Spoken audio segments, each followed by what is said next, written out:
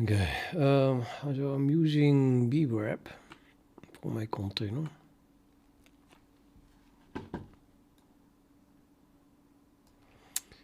Where the command that it is running is good question.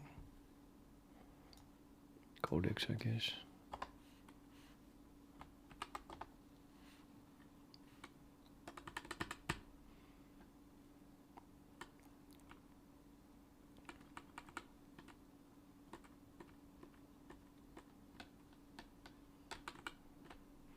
Yeah, let's use bin which codex. So that is called codex.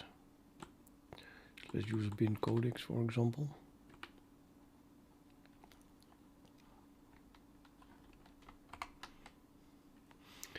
And the arguments to bwrap are these, which means we have a lot of read-only bounds on binding, empty, etc.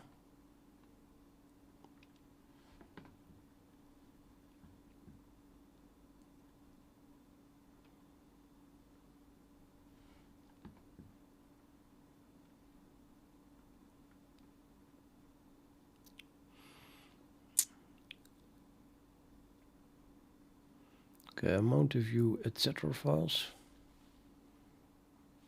I don't think that needs to be changed. These are all mounted read-only.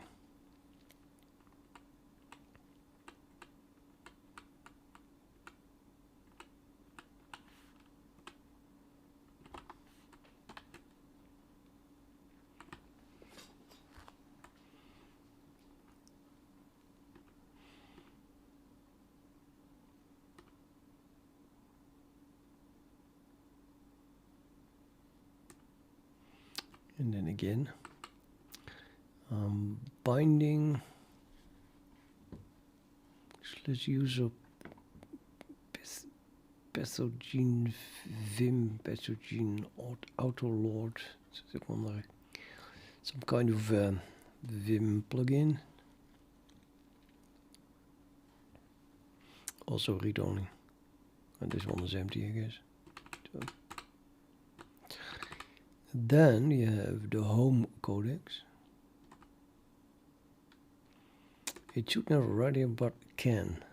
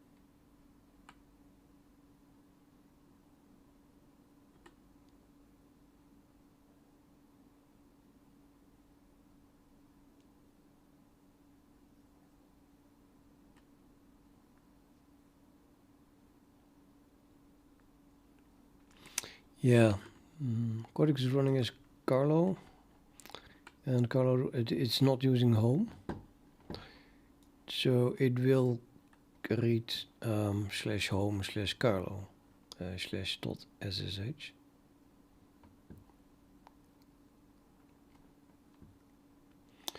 Therefore, that is mounted because I'm not mounting slash home, so that's empty. But I'm adding a slash home slash Carlo SSH to the container, otherwise SSH wouldn't work.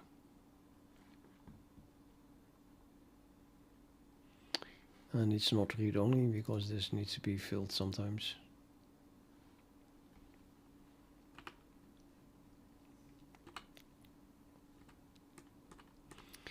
And a few read only things for Vim. My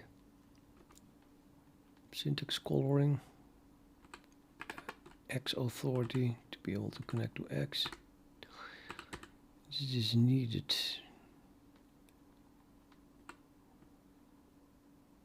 Oh, apparently it's not needed because I just commented out.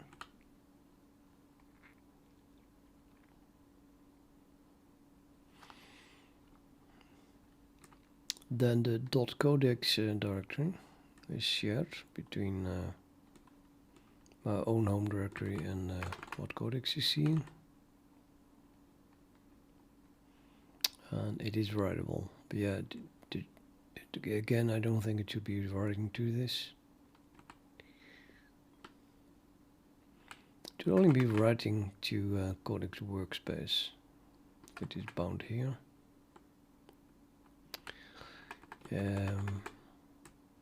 It should also not be writing to the keytash. Only keytash itself should do that. But that has to be, yeah, read write.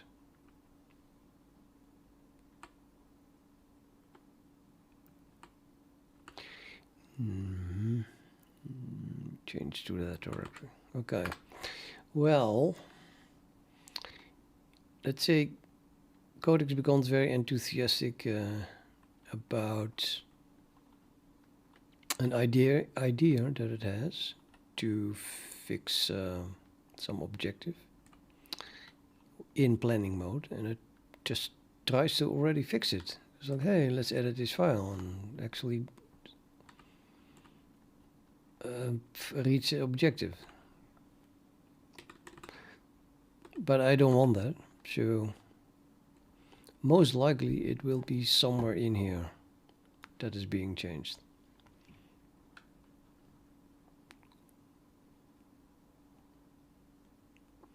That's the only thing that I'm really worried about.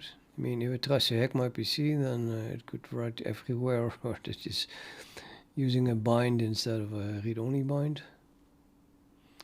But I haven't seen it do that yet. It's just a lot by accident, enthusiasm say, or stupidity. No targeted trying to hack the machine. I don't think that will happen either. So I would be pretty good, I think, if I would just make this a read-only bind. But I would not. I really prefer not to have to restart Codex, of course. So while inside brep, can we toggle this? That is the question now. And before I'm asking an AI, let me try to find it the old-fashioned way by just Googling it.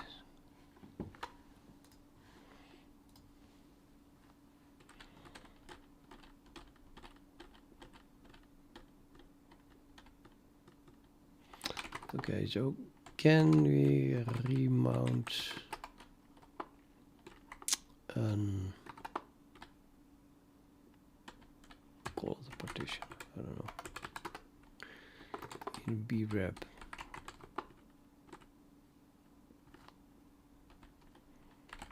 Read on and back.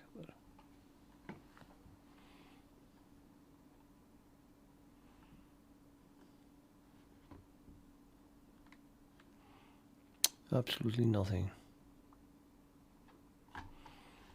Okay, I think brep's slightly more important than it thinks.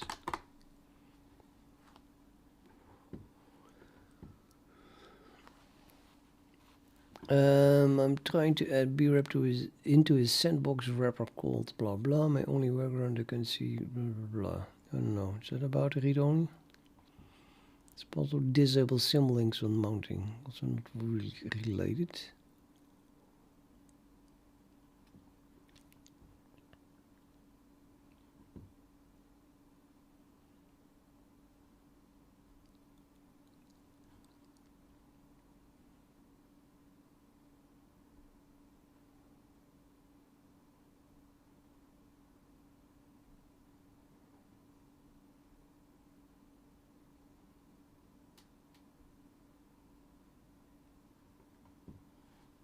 Yeah. Maybe this is interesting. You can mount a partition or directory as read-only with brep. No, that's not what I ask.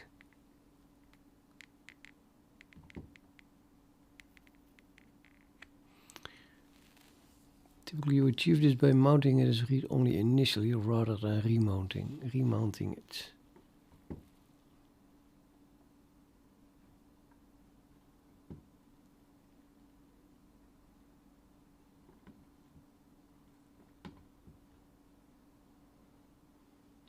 Oh, that's interesting if that works, because I have a few of those.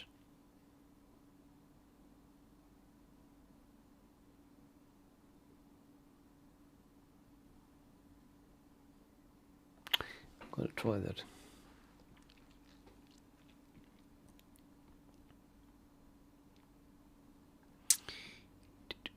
Okay, so if this even actually exists.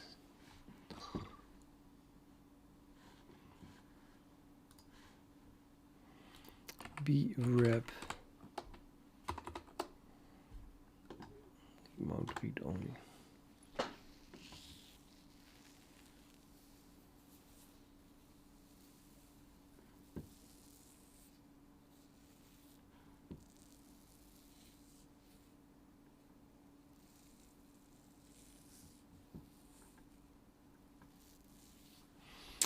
I doubt that it is correct actually. Not a hallucinating AR answer.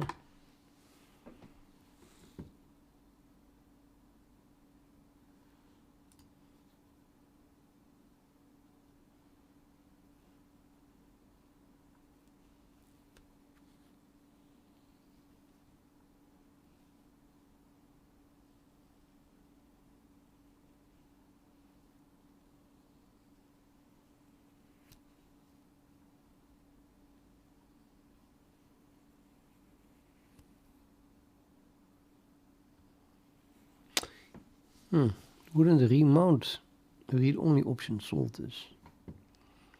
So it might actually exist.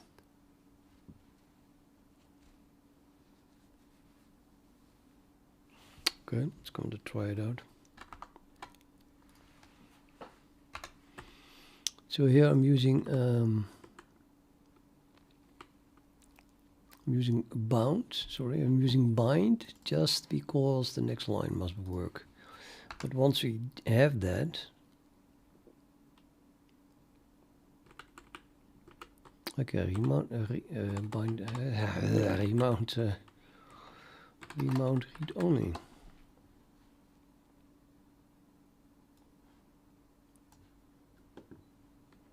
Is that that or just slash it, etc.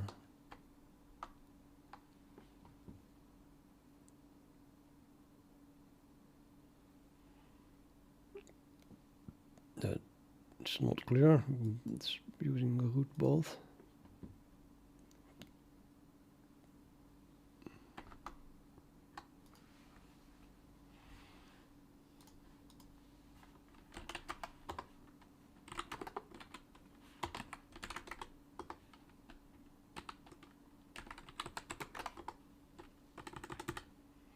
Test. Very good. Test. Test is the second one. So it is etc.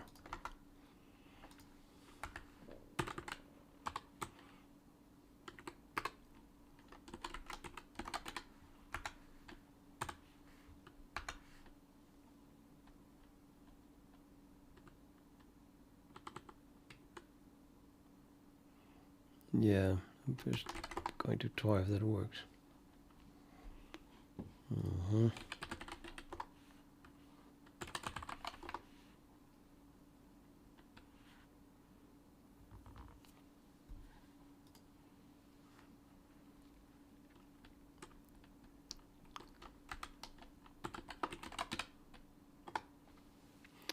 All the files are there.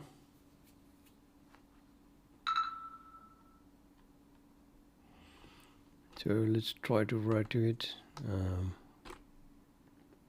Dutch, etc. read-only files, very good. So that works.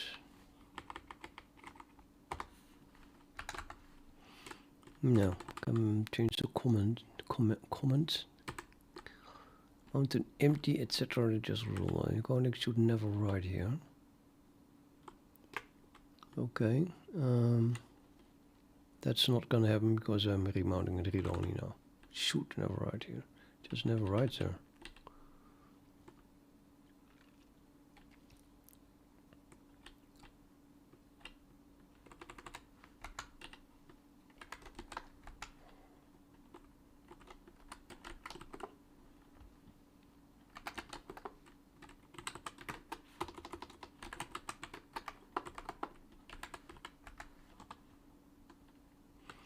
And then a repeat of that here, right?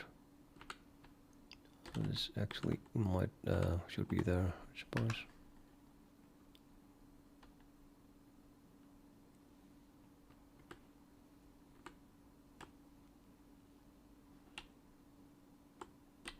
Same thing.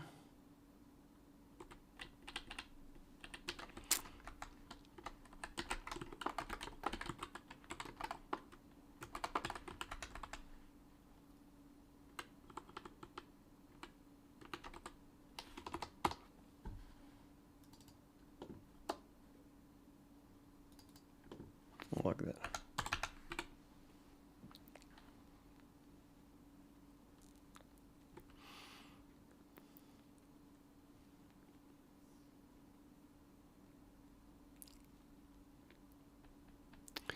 So maybe this is the same thing, because here we are mounting something to /user source in order to add something from user source or in user source, from and in.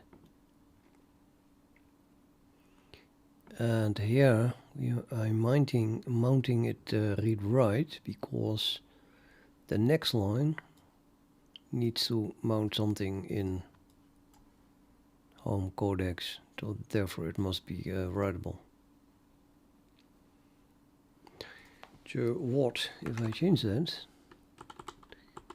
and then after having mounted everything in home codex, we can mount this one again, but then read only. The security is decreasing here. Let's see, doesn't use home, blah blah blah. Okay, this one must be mounted read write because of that one.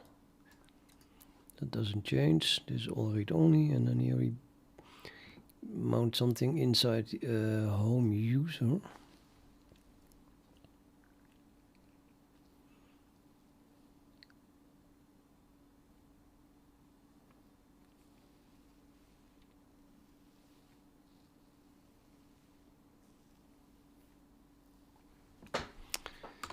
I think this is not needed. I think I'm just using all defaults.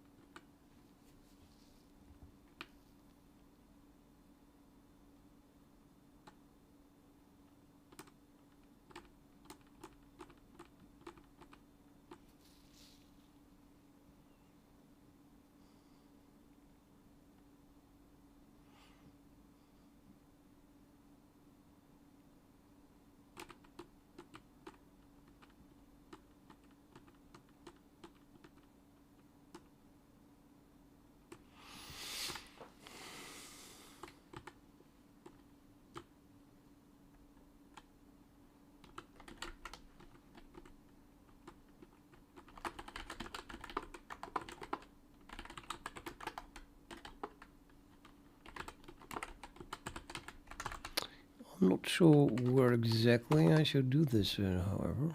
Read only that. Second one.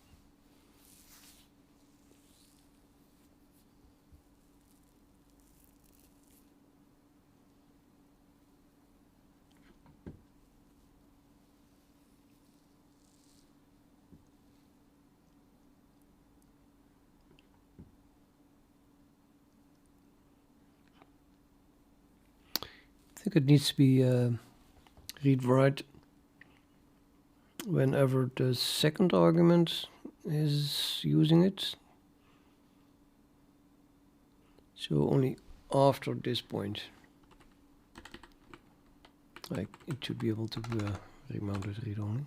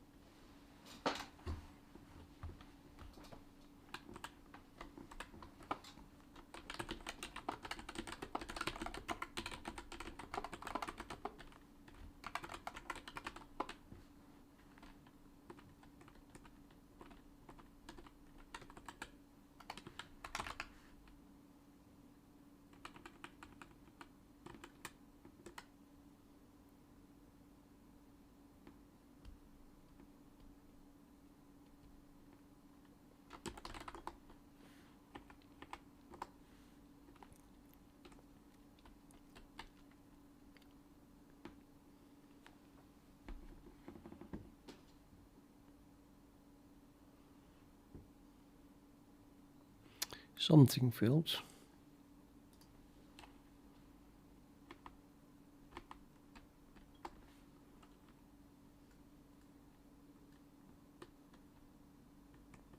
Dash failed.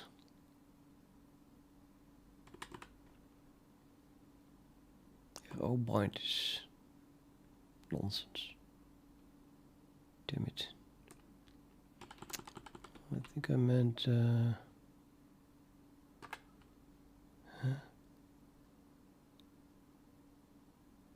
I don't know why I typed it. Probably just complete nonsense.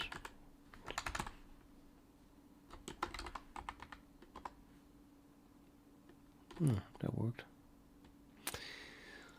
Okay. So what was the last test? That was the home directory itself. So you should no longer be able to add something to the home directory. Touch.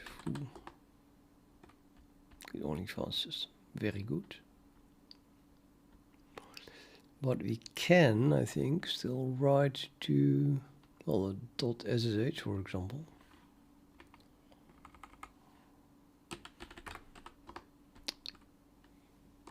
Also read-only.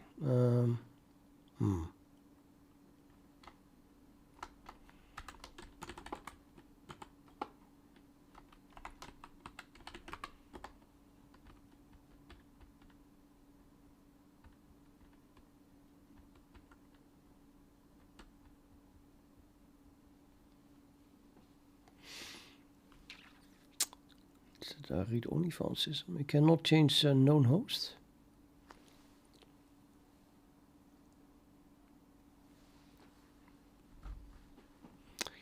That would not be correct.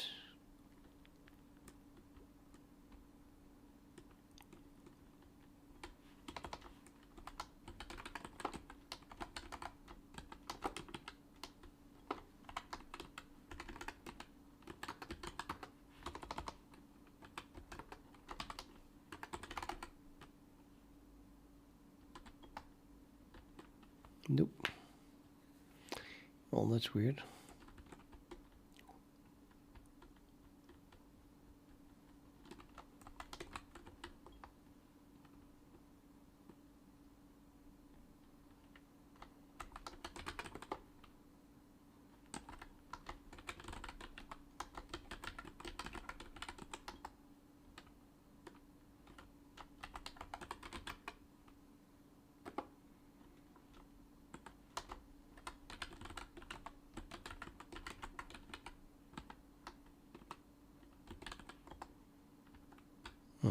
Can still write there.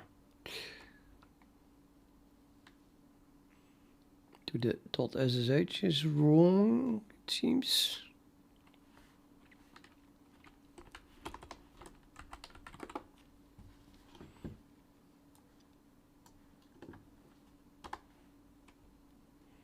We should also not be able to write to .codex, I think.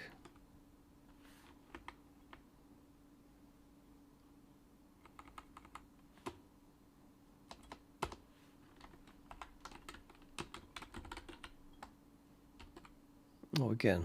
Oh, okay.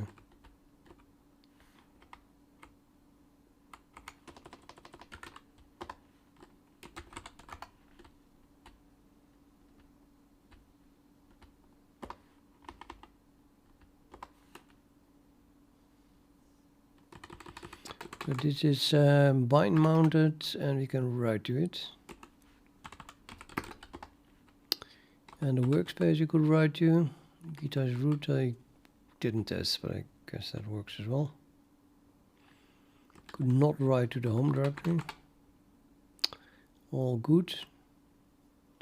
And to my surprise, I can also not write to .ssh. That doesn't make sense.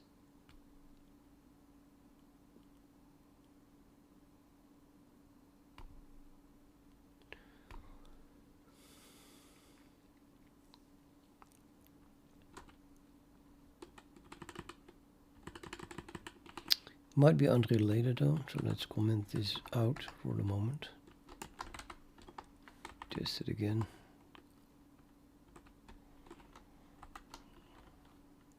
Touch.ssh/full. That works.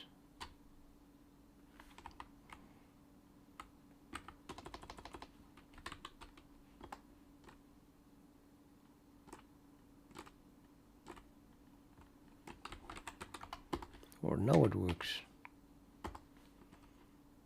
And we do this, it doesn't work anymore.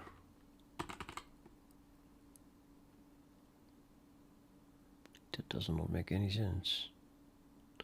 Oh, because it's the other way around. I'm not mounting this, and we're mounting that. So I should try to write here. Yeah, okay, that makes sense. So I can enable the remount read only, and then the touch. We should try to touch home carlo.ssh. That should work. Yeah, that works. Hello, Ashish YY3L4I.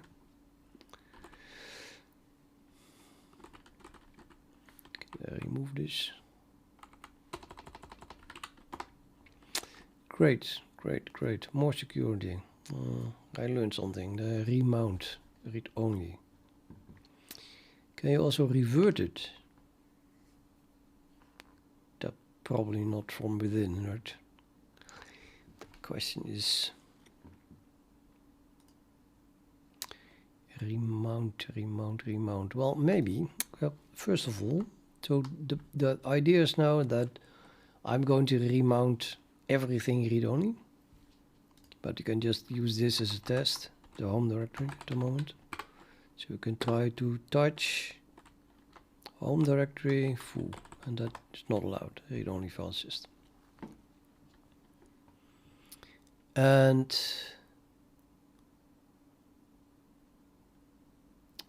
this is, well, of course, we should be able to find that mount from a normal console. Mount. I don't see it.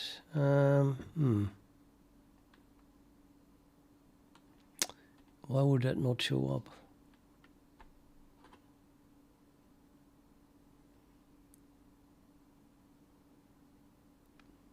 They are all bind mounts. Sorry, but now I'll have to ask an AI, I think.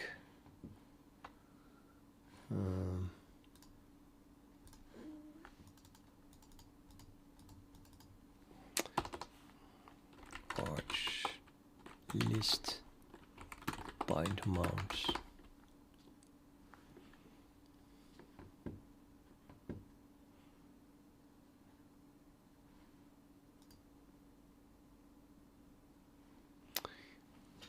Rather than using mount grep, I would like to use mount minus L minus T bind. That doesn't work. All mounts. When kernel is grabbed, this is similar to other find mount answer, but avoids a formatting issue.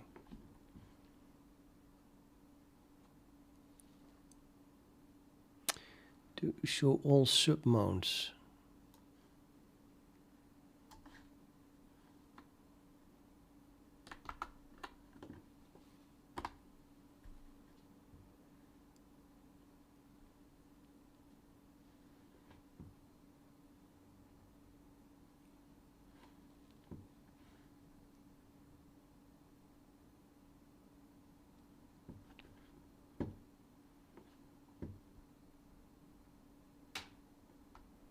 It's not there, man.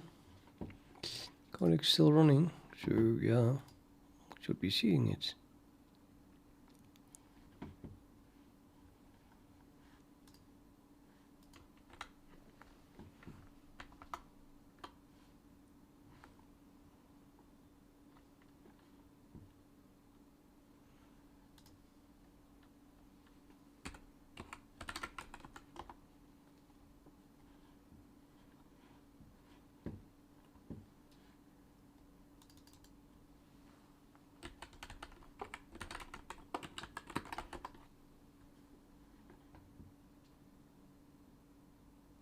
Oh, it's in a mount namespace. Yeah, that's why we don't see it. So I need to first list all the mount namespaces. And then we can look inside of that. So arch list mount namespaces. Mount namespaces.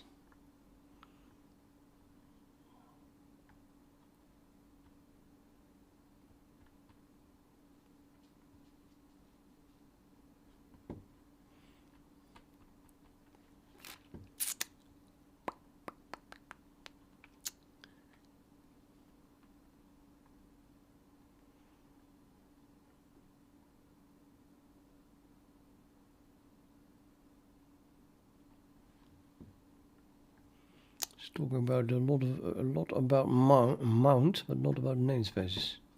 It's too much information.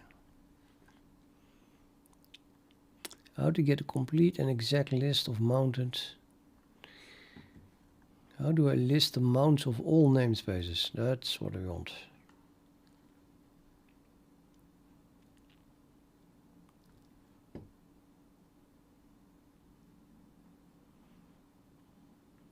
Per process. Well, we could use the BWrap itself as a process, maybe. I don't know.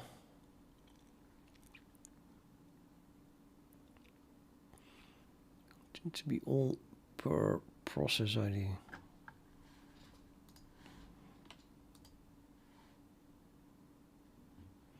Hiding in plain sight, mount namespaces.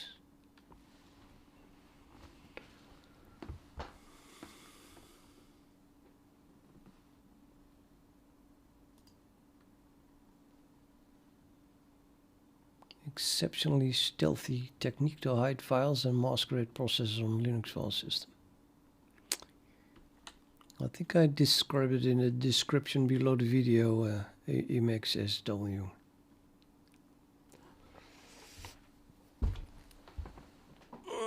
Currently I'm trying to find out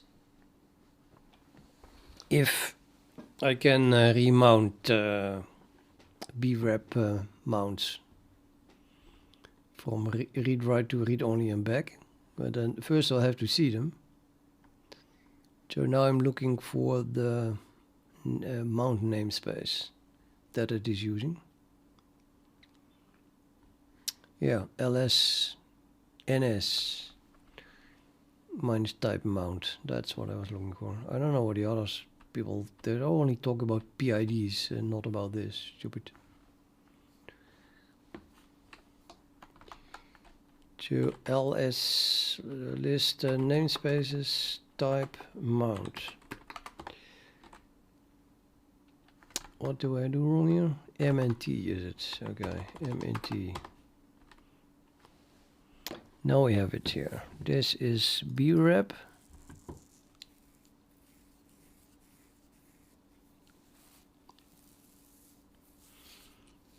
I guess I can ignore the NTFY. Codex. So these are the namespaces, and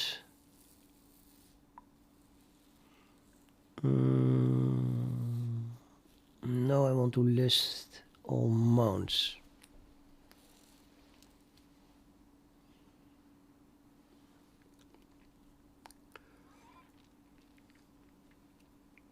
Okay, now we can just use this PID, I suppose.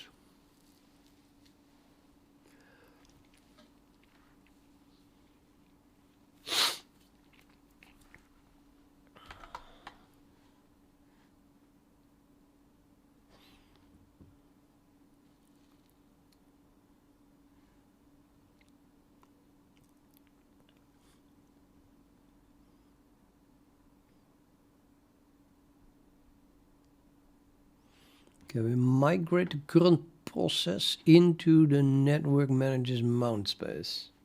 Network manager being process 504. So we can do namespace enter T and then the PID. Let's use brep first. Mount. Operation not permitted, obviously. Sudo make coffee. And now I'm inside this namespace. I suppose so. So now I do a mount. I should see some mounts.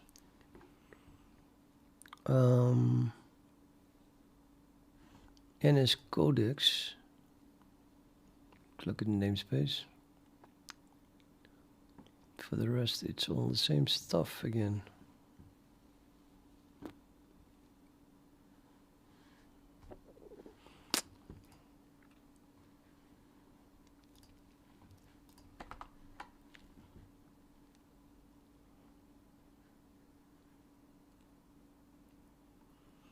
The thing that it doesn't show up in mount, and it doesn't exist in this namespace. It would be nice, however, if I could list the namespace that I am currently in.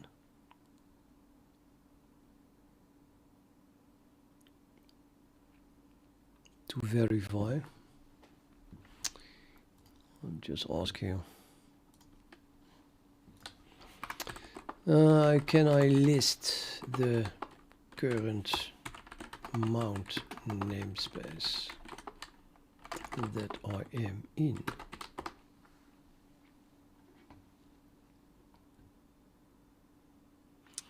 Read link.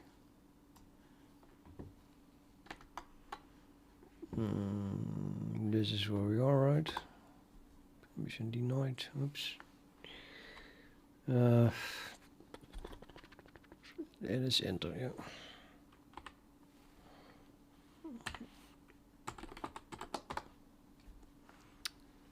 Okay, we are in mount namespace datum, which is indeed the one that I entered. How can I exit it? Do you think I just exit? That works, okay. So then you enter the other one, which was this. Okay, well, no, this must be by PID. And then again, mount. I still don't see them. You gotta be kidding me.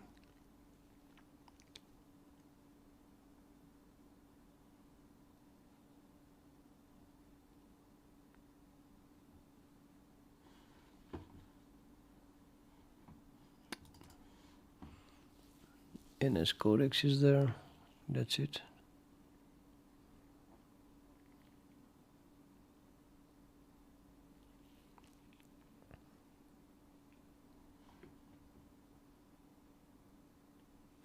Okay, I give up. I thought that is. Let's ask the AI because I can't find it. To see which processors are share your current mount namespace. So this should be entering it. So this should be Codex itself. Yep. To list all mount namespaces on the system and their member processes. Okay, we already had that. Show all namespace links for the current process, including mount. Yeah, just all namespaces. No, I'm only interested in mount at the moment.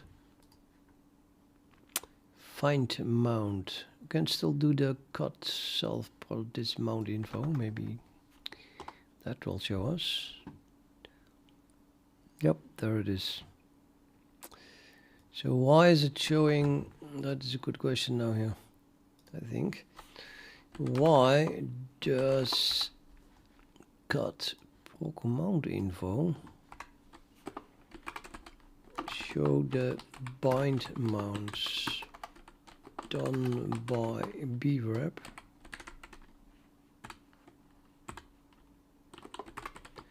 while running a mount? Doesn't show them.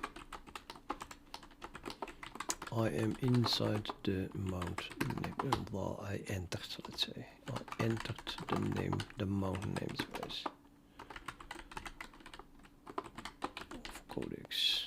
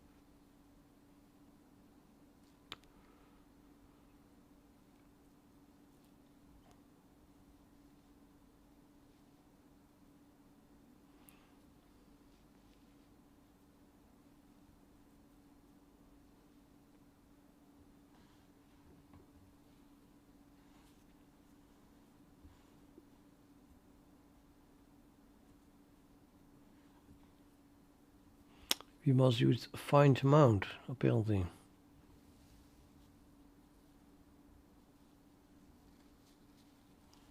Well, mount is not the right tool anymore. Learned again something.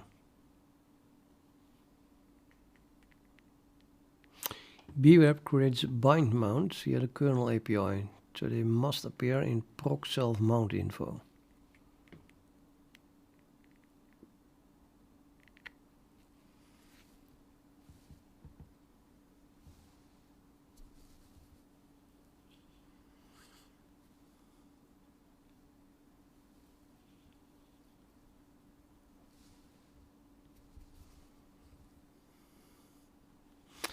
Okay, so normally if you do a mount, both the mount is done, but also etc. mtop is being updated, which is not the case for the mounts that brep is doing. So, and if you run mount, it just lists whatever is in this file. So we have that did not get updated, and mount is not listing it.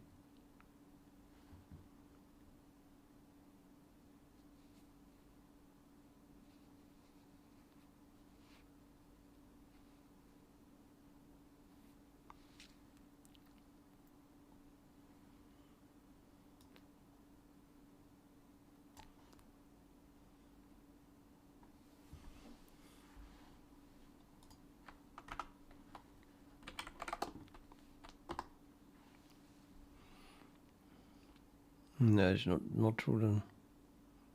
Oh, actually, it is true. This is mounted by brep. Yeah, okay, we still see them here.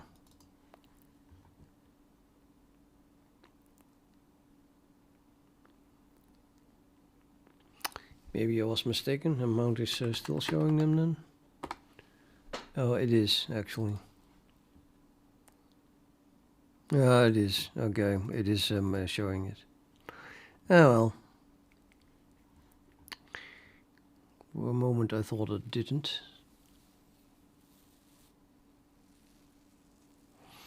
Okay, can we also see which one is read-write and which one isn't? I think everything at the bottom is probably mounted by brep. So, etc. Pass and etc. These are even mounted. This one's mounted. I think it's really the whole bloody list here.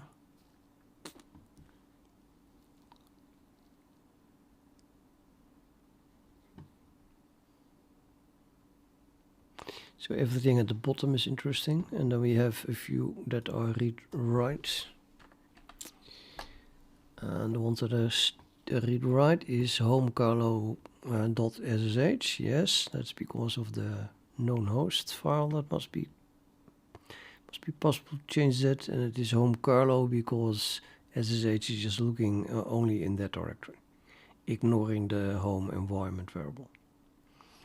And then the .codex is read-writable. I'm not sure why. I don't really need that if you ask me. Because what is in there? Got a cut, not cut. Hell is.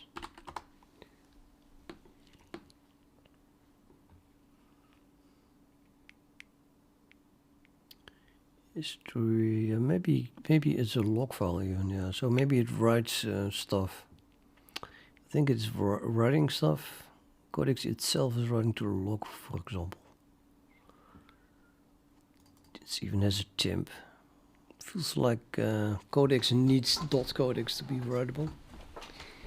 Kind of weird though, because that means that the AI is able to change its own agents.md.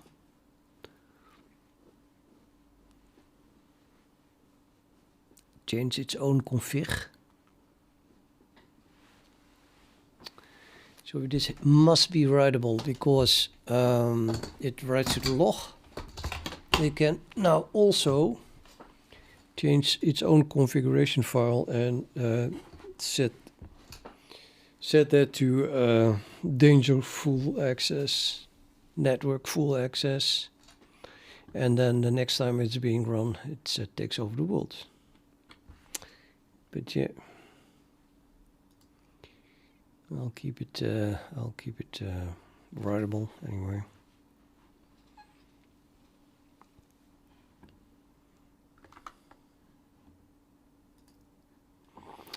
And then we have the workspace itself, which is called workspace because I want it to be writable, and Gitash is writable. Okay, excellent.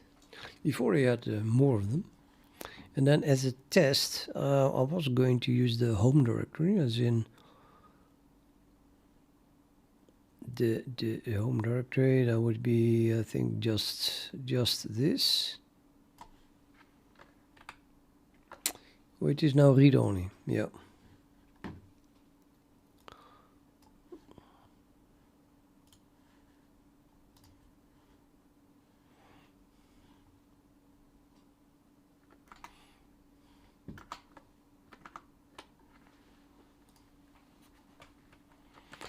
I'm trying to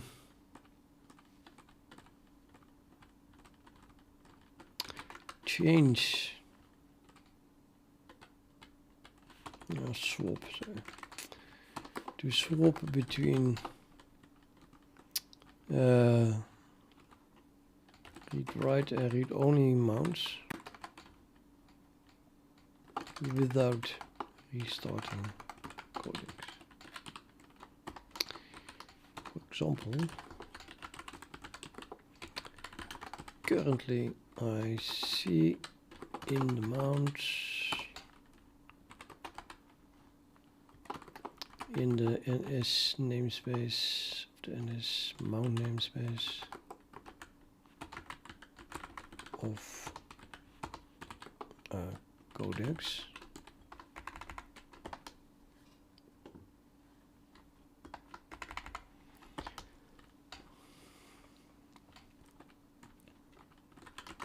Can I just remount this read-write?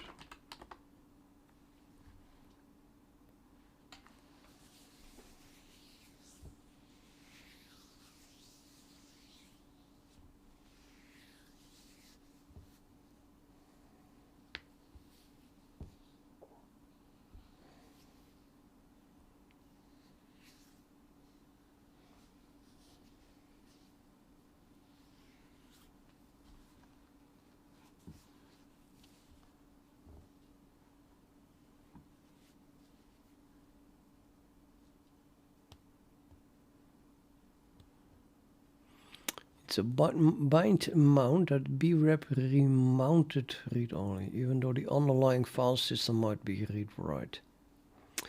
In that case, you sometimes need a remount bind.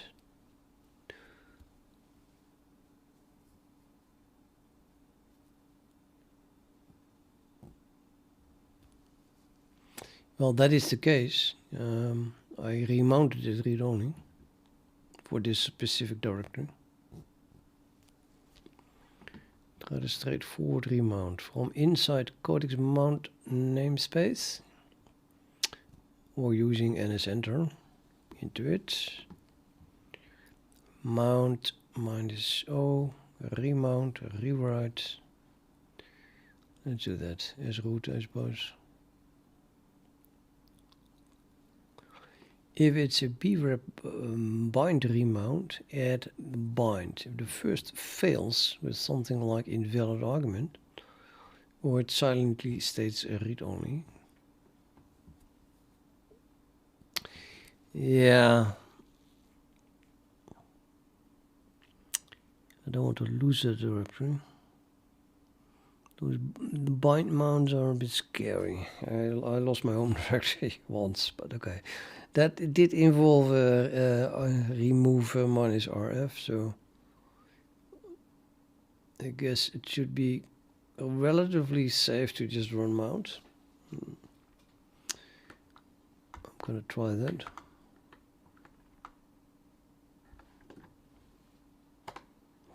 No error.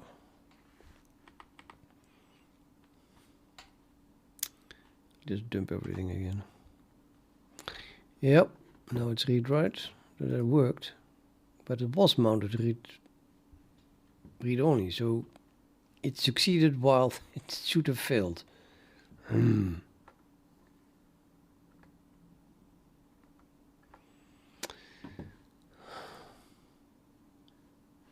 Let's see if we can actually write to it. So we had a read-only file system here, home directory. And now it just worked. So far so good, I would say.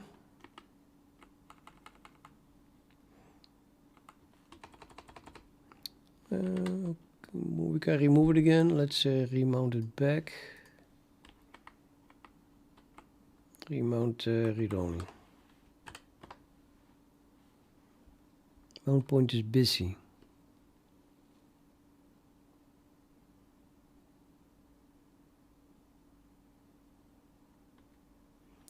Very confusing.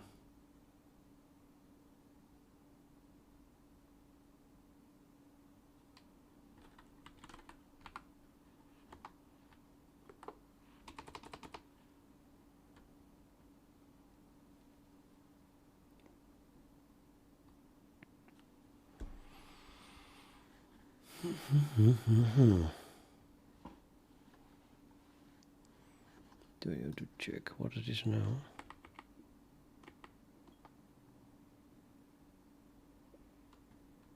Still read right.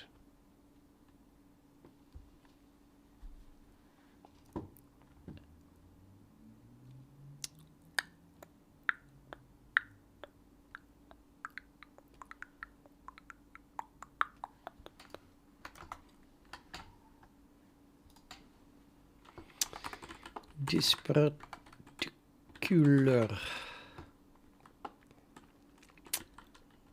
directory was first mounted with byte using BRAM, and then on the same command line I used a remount a read only.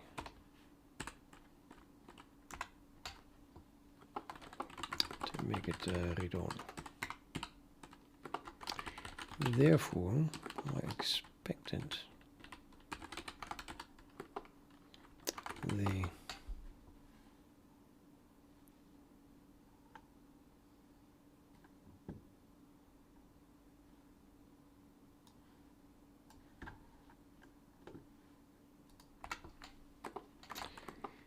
to give an error or silently stay at RO. However, it succeeded.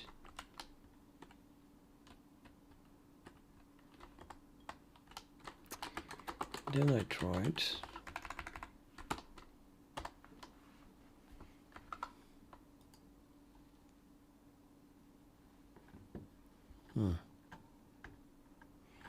Oopsies, that's gonna be my whole scroll buffer.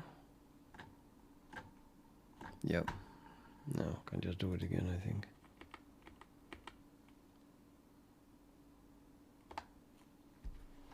Yep.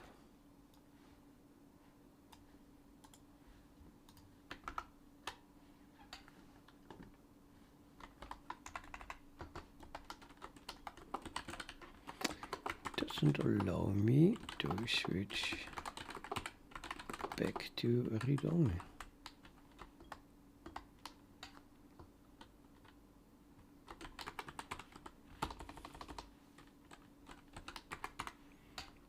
Why did the first succeed?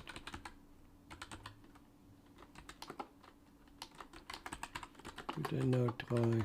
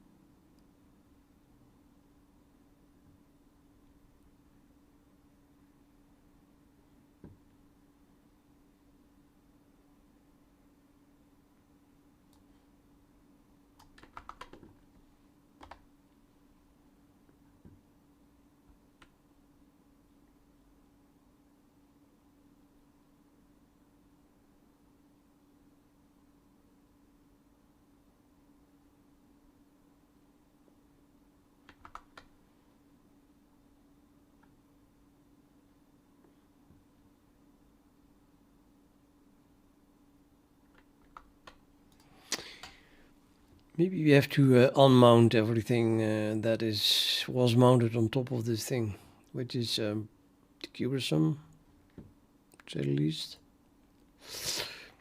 I'm going to try to restart it.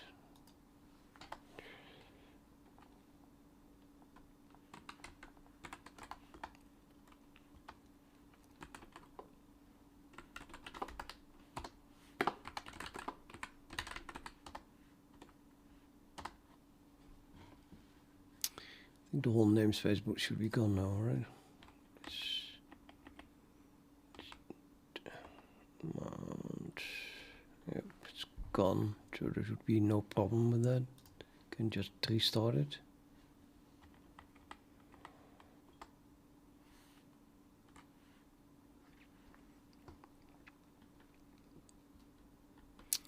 So we cannot touch anything in the home directory.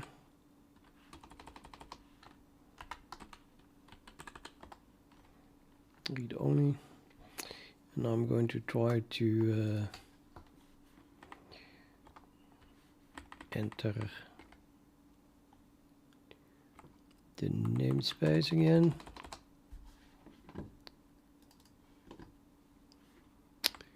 Can I just add a command here? Or I think I can, but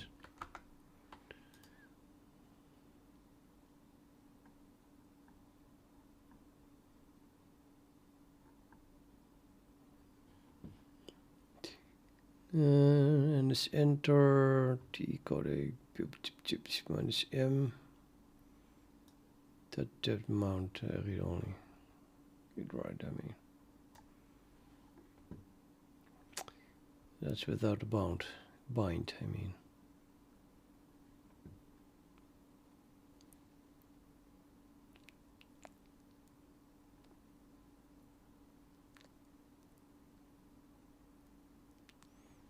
Just add a bind, okay. Comma bind.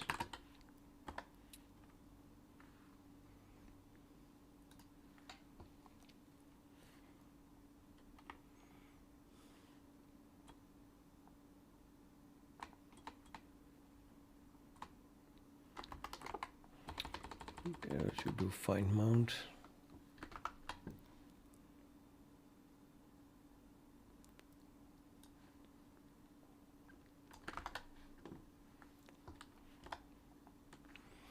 Okay, now it's read write, and then hopefully I can just switch back.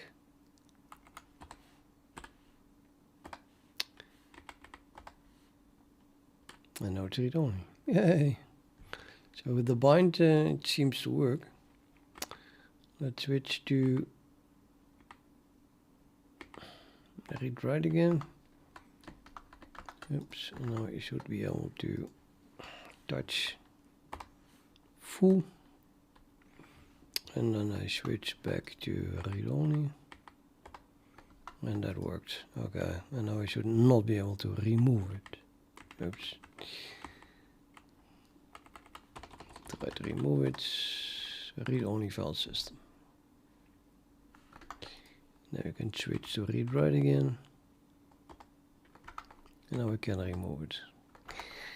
Beautiful. Yeah, so that is the command. Then we have to figure out, of course, what the PID is and which directory you want to change. Although, if I run this as root from within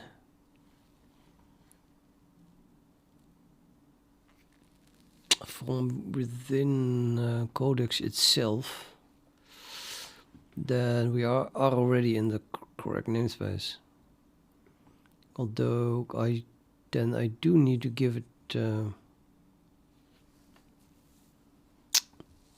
allow it to run sudo. I'm not sure if that that is working. Let's try it.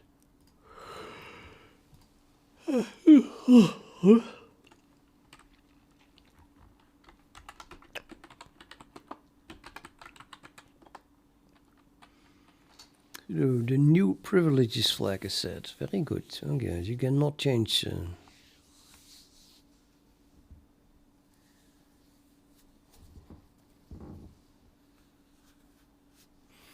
Yeah, let's not do that. Let's not give root like that to Codex inside a container.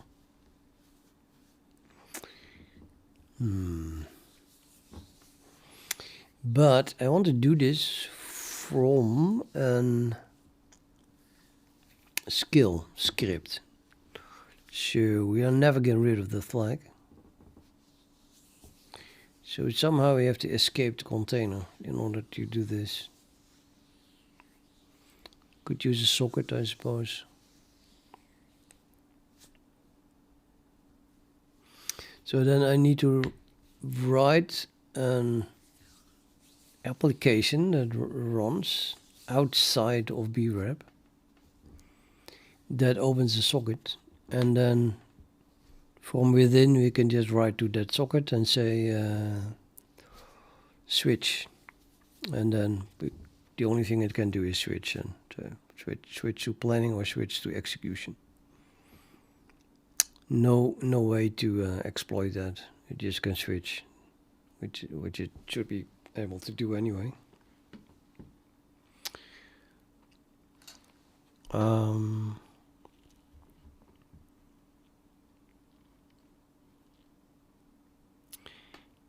But whoever listens on that socket seems to be, well, that has to execute stuff as root, although only the mount.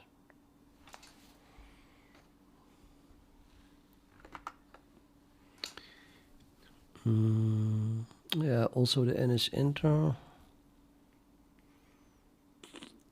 Or I can enter this namespace and then run it.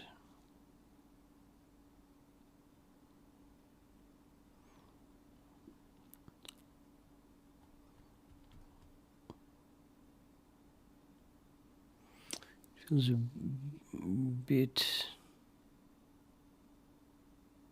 scary to have a root listen on the socket though, but on the other hand, okay, normally I think you would like run something as root and then do something with the root and then drop it. But this thing has to wait until it gets the command and then run as root, something as root.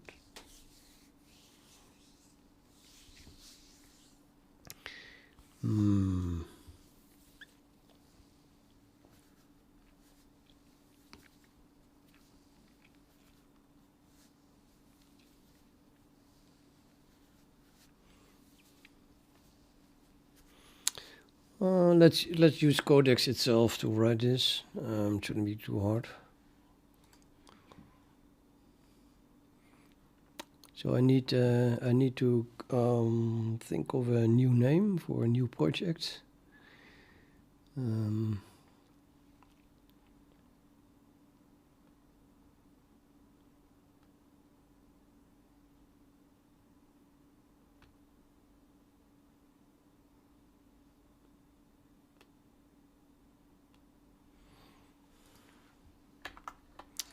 Why would I need to? I'm too lazy. Well, AI is going to do everything for me.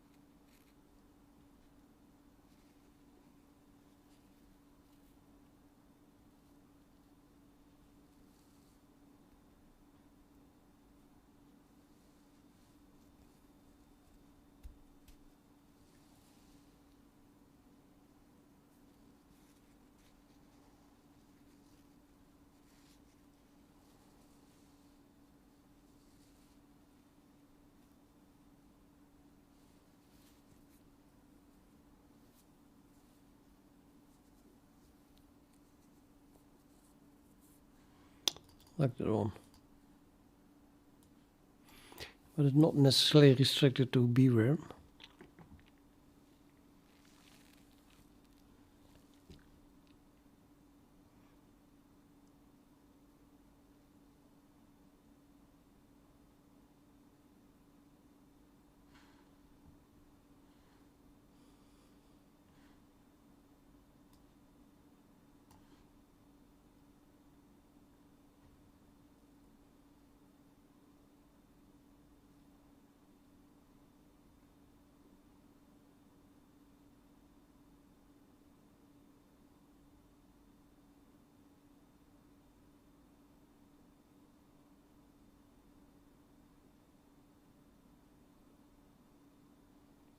Yeah, remount demon definitely sounds nice.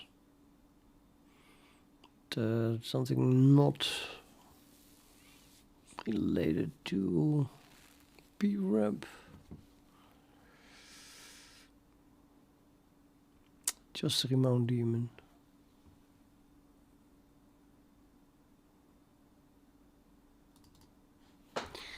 Okay, so thinking out loud.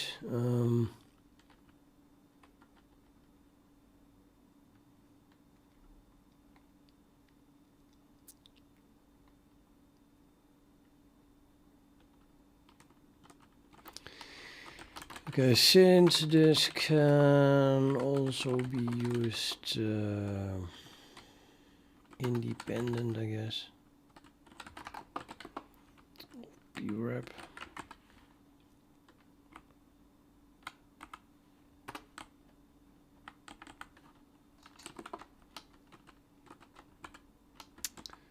I'm inclined to think that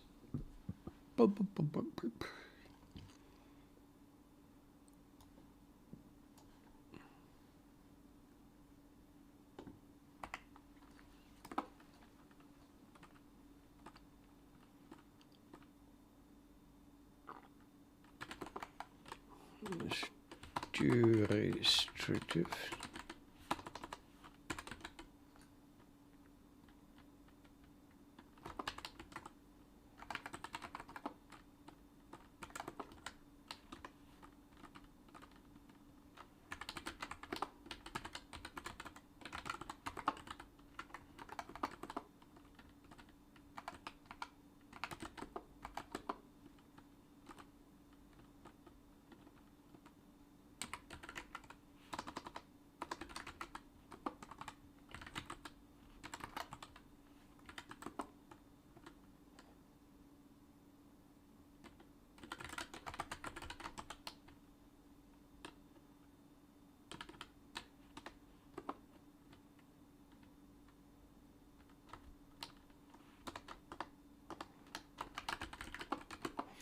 There is also the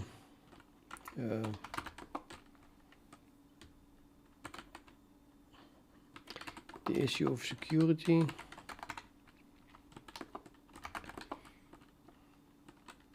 The remount commands must be run as root. Well, I don't like that root is listening on the socket.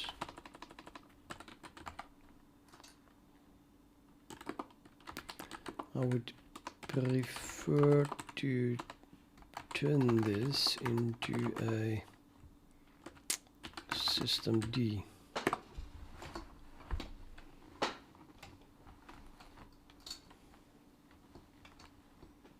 What is that called? Utility or tool thing? Service.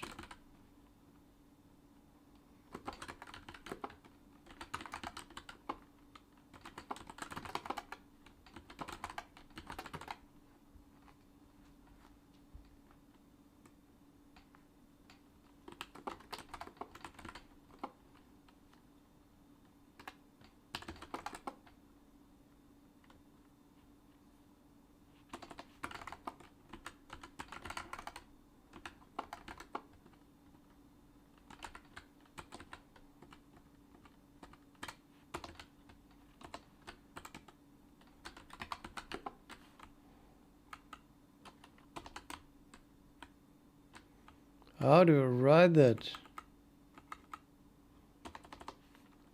Privileges. Yeah.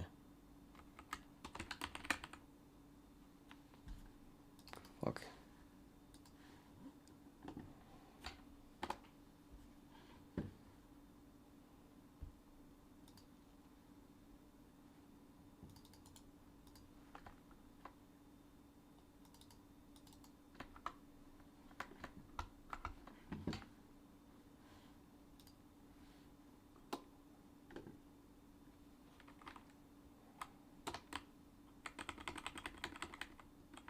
Oh, there's no D there. Privileges. Privileges.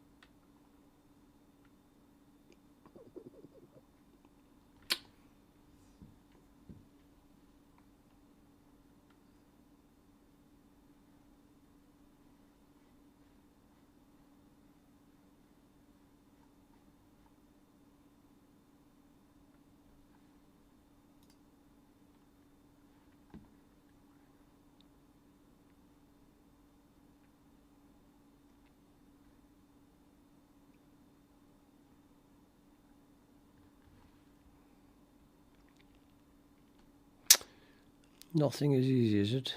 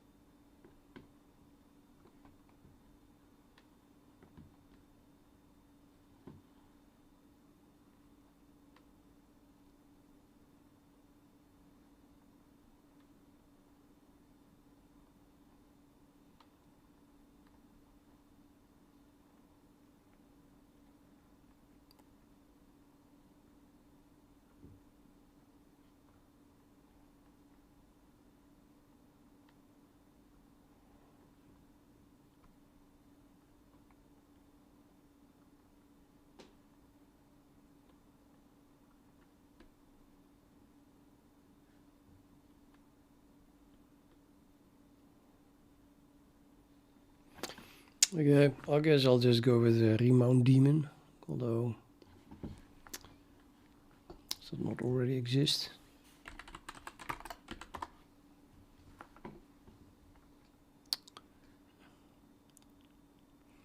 Nope, does not exist.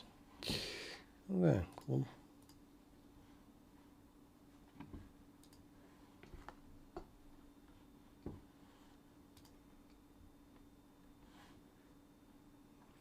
Create new project. Where do we do that? Project? New project.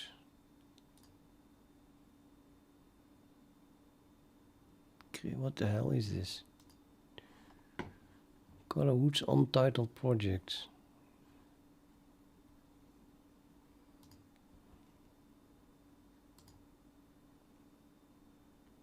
Welcome to projects. No. Repositories. I need a new repository, I guess. New. Remount daemon. Description.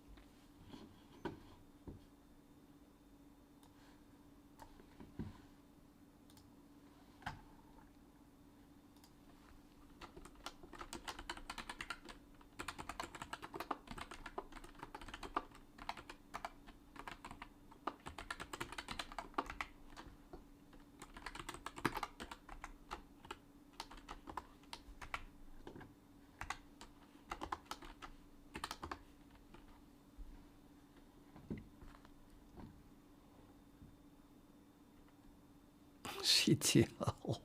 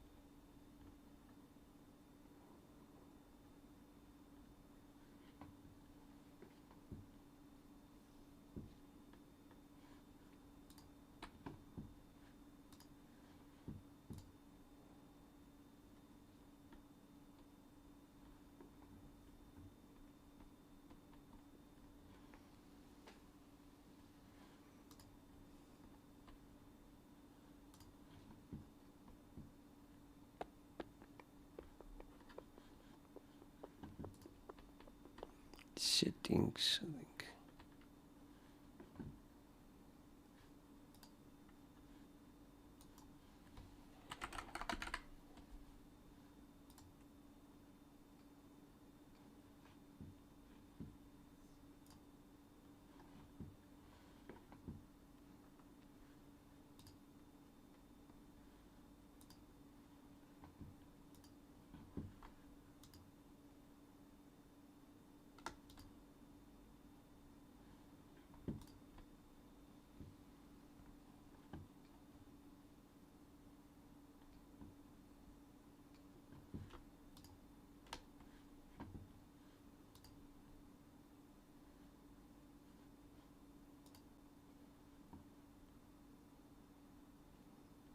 Still an ancient main? What the hell, man?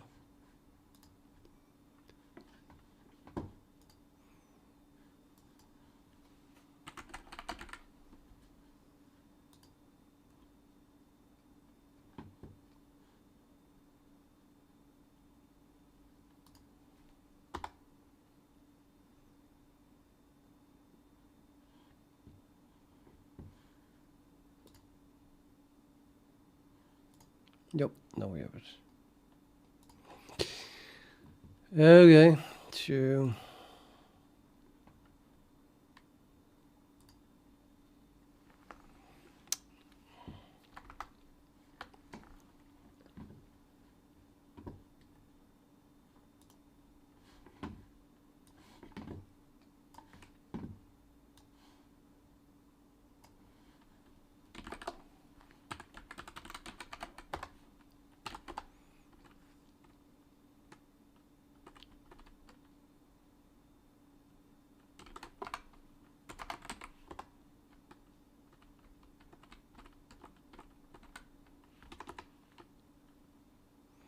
where is my systemd thing?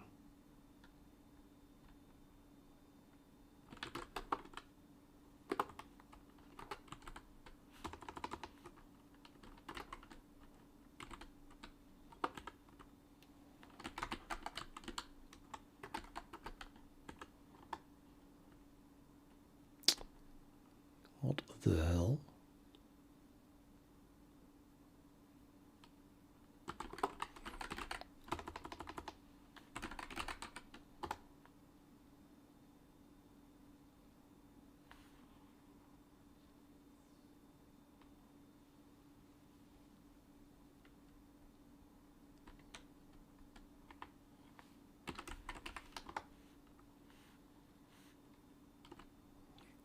There it is.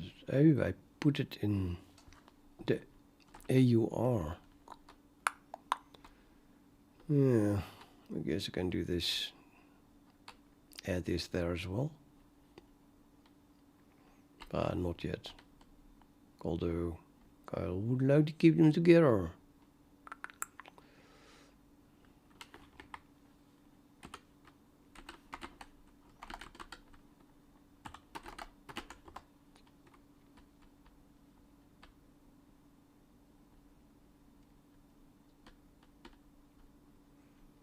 Yeah, I'm not going to add it to the AUR anytime soon. Let's just add it here.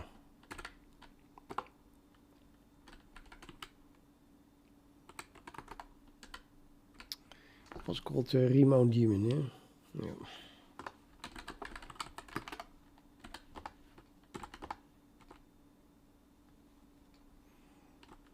Git clone.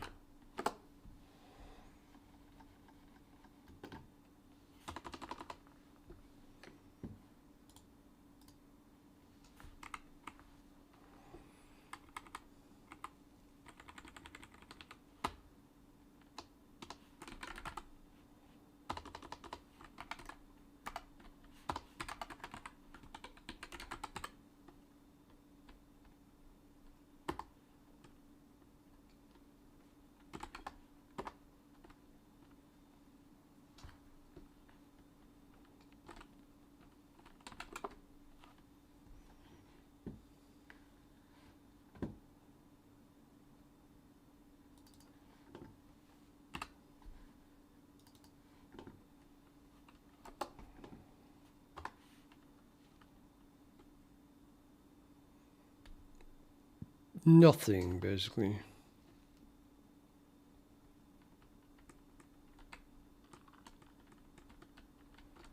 Yeah, maybe I need this as well to test the thing.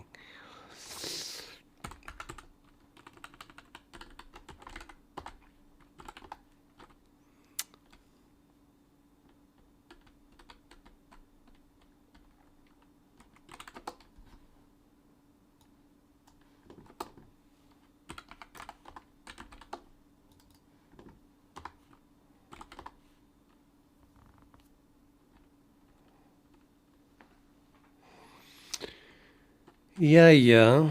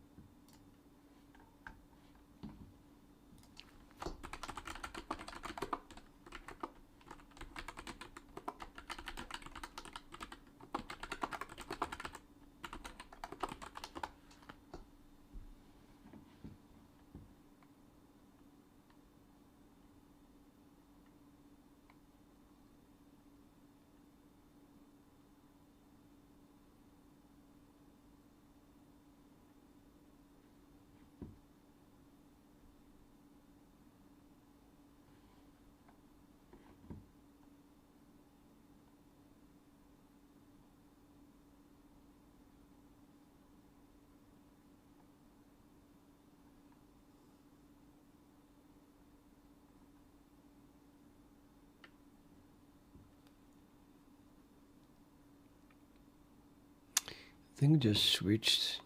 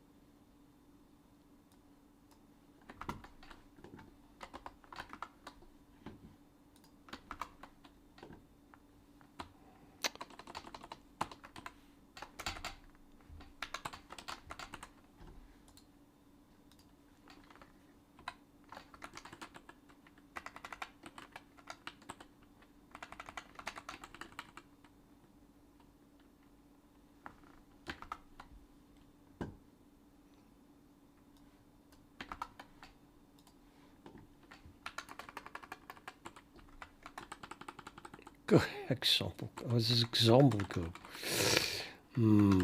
Well, I'll just copy this and then have something. Can always change it later.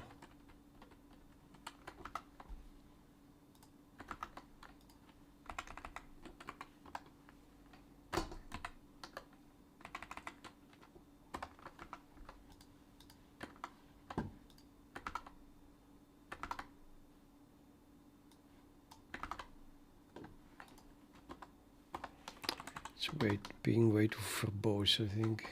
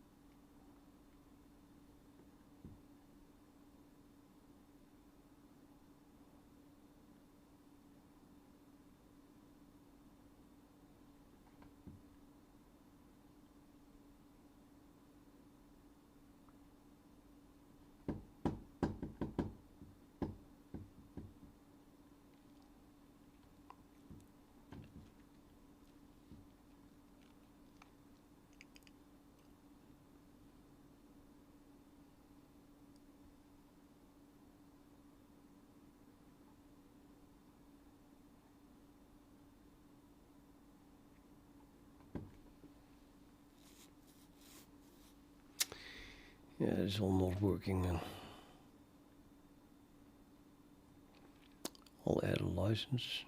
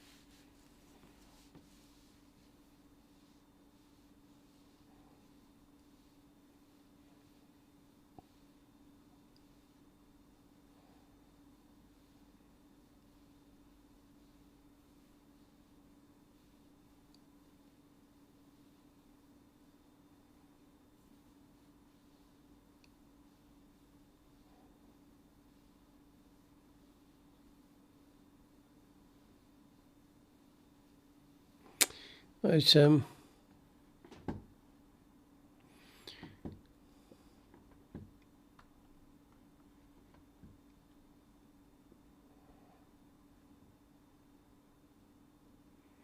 I guess if we do this, then I should make it run standalone, and then apart from that, provide the systemd service files so that systemd can do it, do the socket activation part. But yeah, as soon as this works without systemd, then I doubt they will put the time into it to make systemd work. I would rather start with systemd.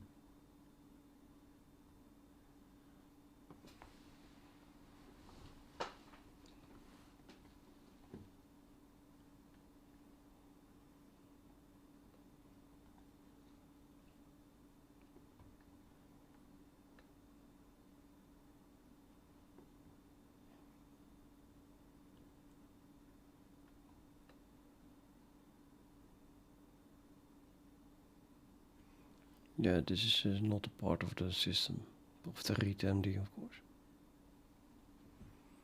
So you should treat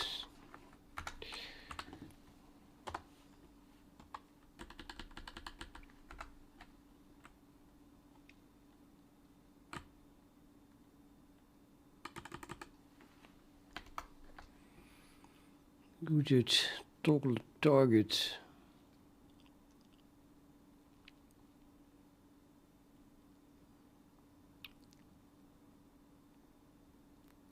by name.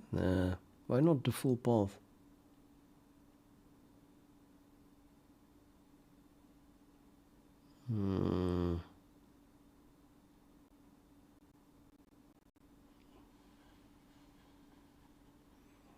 Yeah, could do it like that, and then you have a configuration file that links the codex to the path. I mean, you need to have the path in it anyway.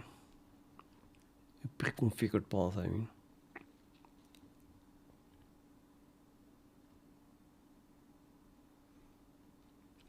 This configured targets.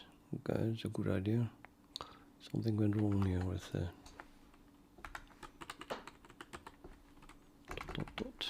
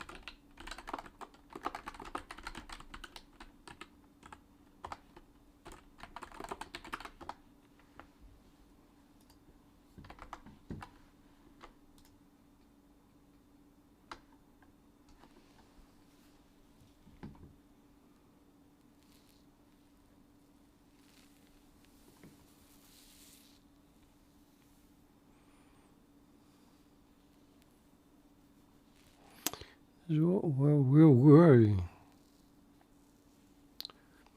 something here. So, okay. Configuration, remount daemon uses an allow list, mapping logical names to mount points, okay.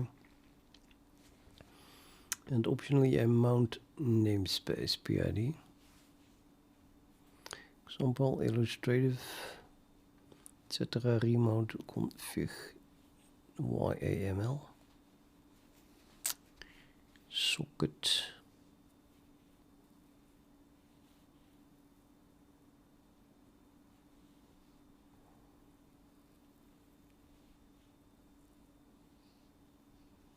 Allow.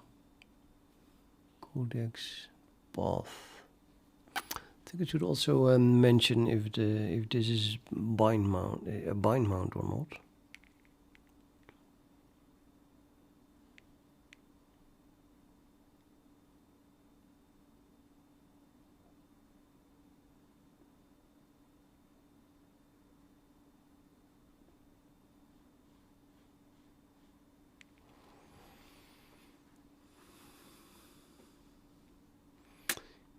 Yeah, this is bullshit, of course. You can't do that. How would I ever know that? In the static configuration.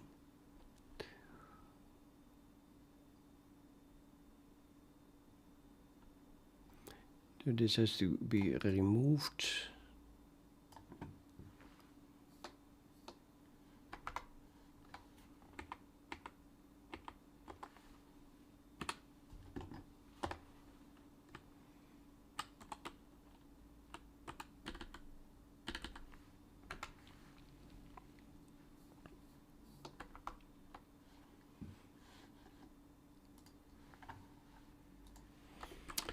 Is it possible to see if a given mount is a bind mount or not? Otherwise, we should allow to add to the config if a certain path is a bind mount or not, and then add a comma bind.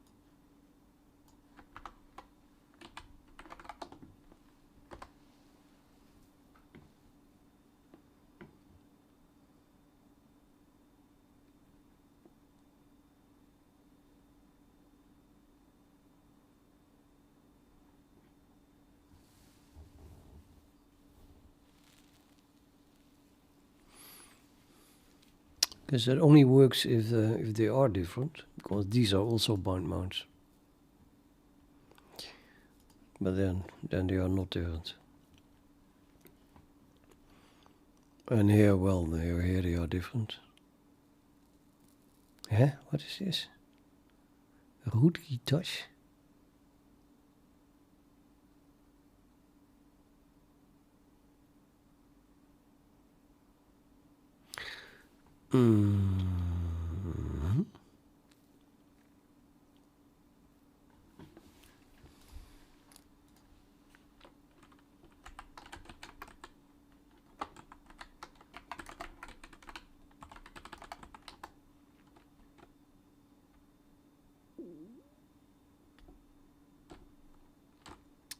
Not sure what that is saying.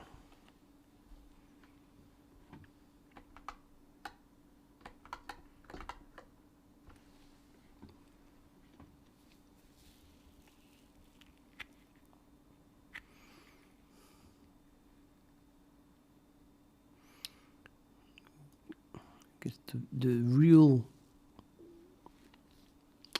file system mount point is opt. So this is guitars on top of that.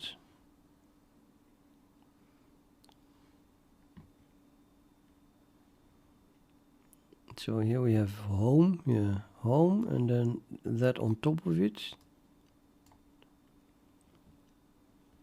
And that is bind mounted as that. I think that's how it works. It is clearly bind mount then.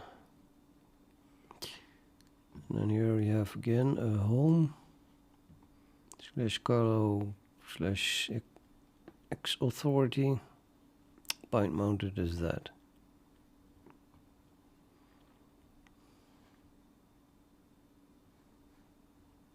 /user source /project GitHub blah blah blah bind mounted as home Carlo project, etc. All bind mounts. Then here again, this one is def NVMe 2N1P1 / Codex / SSH bind mounted as that. Codex bind mounted as that.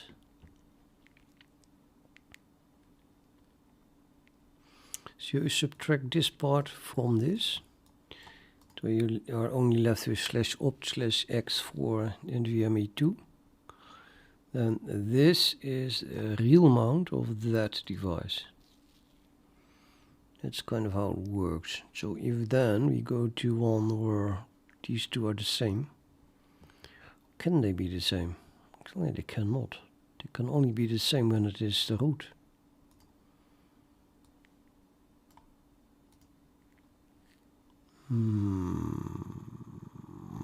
For example, in this case, this is the root. So this is the full path, and it is bind mounted as the same thing. Then they are the same, but it's still a bind mount.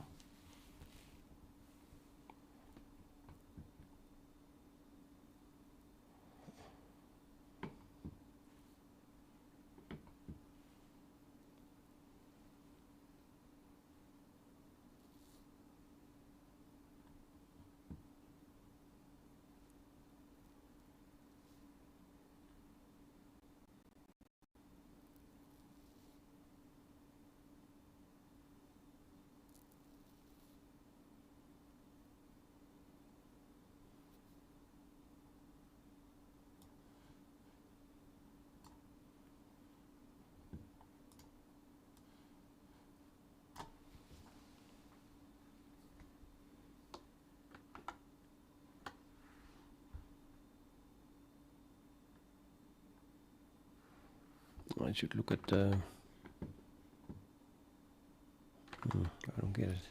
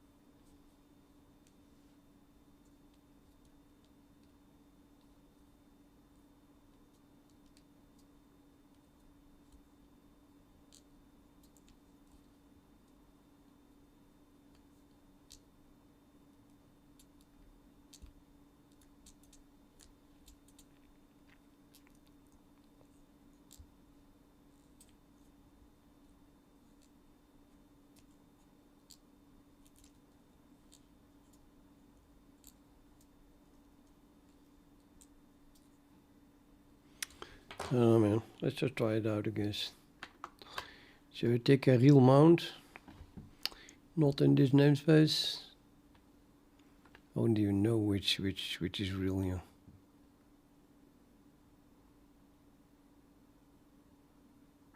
No clue. To go back to the normal namespace and then pick some mount here. That is a normal mount. Well, all of them. But I don't want to screw something up. I think you can safely change this one.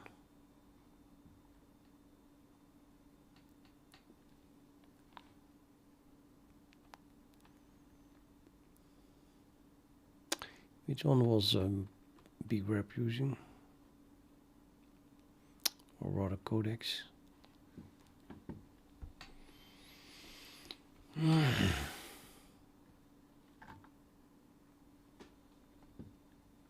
That's using NVMe 2 and 1.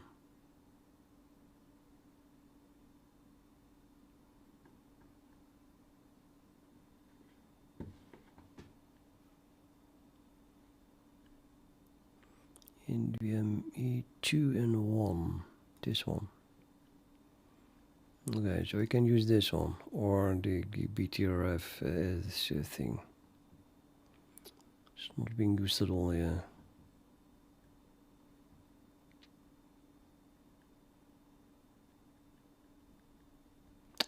Let's use this one.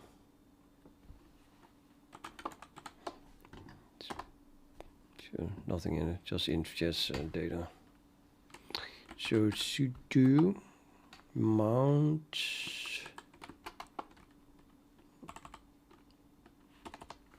what the hell?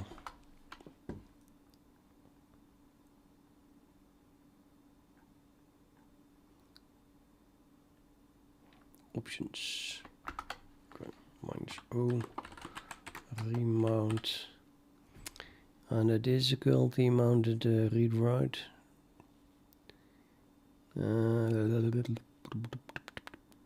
Yep. So remount read only, and I'm just throwing in a bind, and that should fail. Hopefully.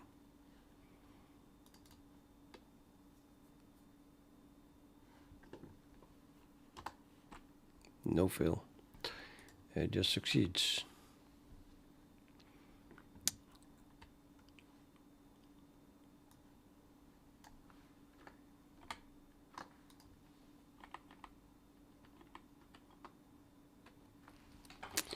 Yeah, so the thing is still mounted only once, but now read only. So what happens if I now just unmount it? So I forget to toggle it back, the bind mount, and I just do sudo unmount, can't type, unmount that thing, then it's gone. And then I mount it again, and then it's back, and again read write. Seems relatively completely innocent then, the bind thing. It just toggles read write into read only. So yeah, well, let's just always do bind then. So that means we can change this readme to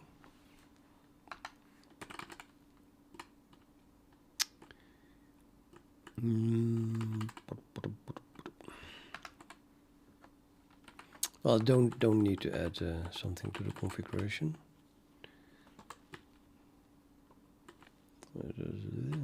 60 or something.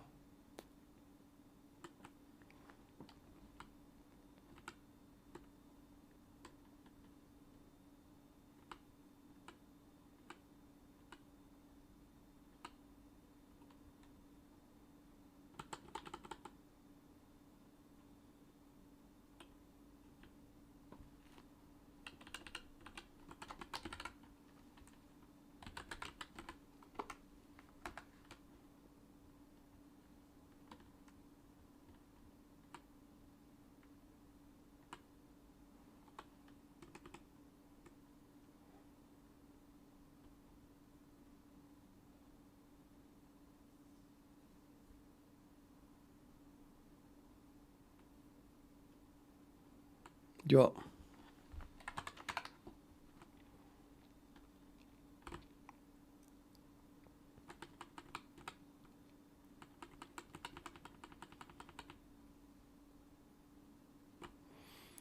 Okay, the socket activation. We have this file which does listen on remount daemon sock.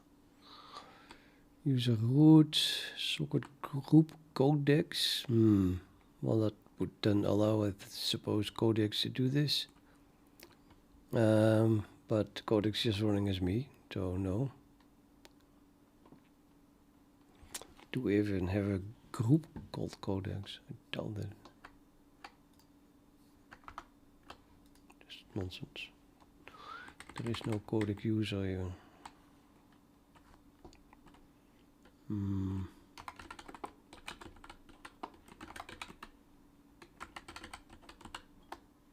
Nothing.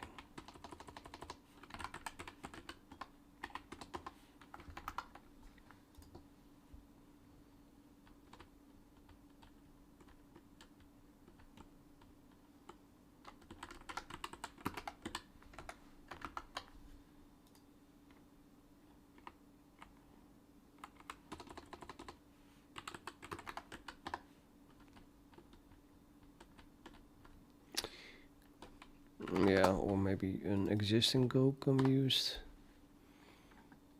What is a good group for this?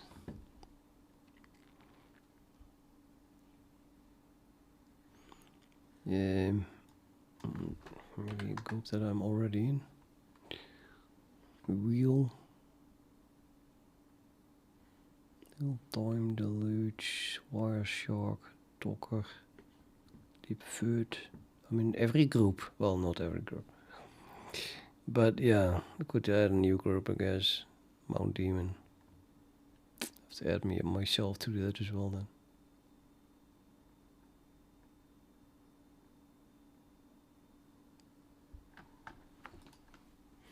At the very least in the documentation. I'm using Mount Daemon here. Socket mode, accept, yes, wanted.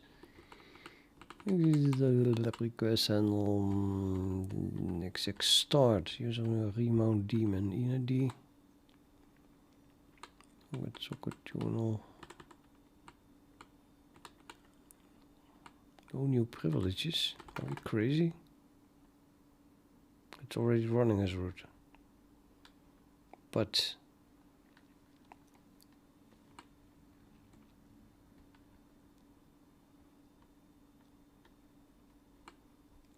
I don't know what the use of this is. What is the use of that?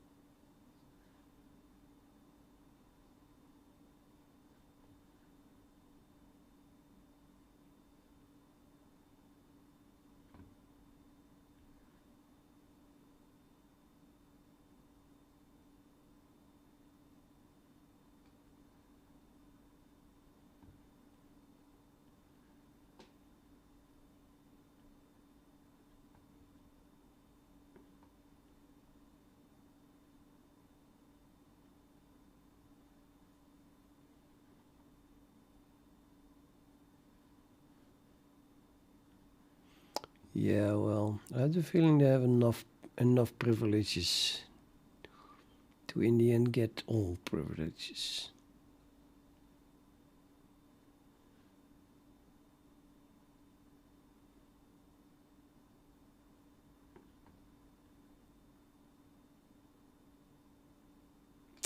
But okay, apparently it does something. So the root in the unit is root, but only with a single capability of system admin. Yeah, well, what can a system admin do? All the danger has been removed from it.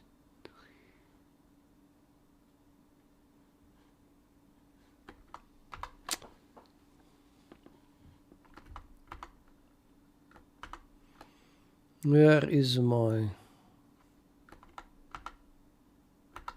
terminal with the readme? It's gone. Damn it. It's here, of course. Grab. It's totally not here. What the hell? Oh, it's a different window. This window. User root, blah blah blah. Okay. Yeah.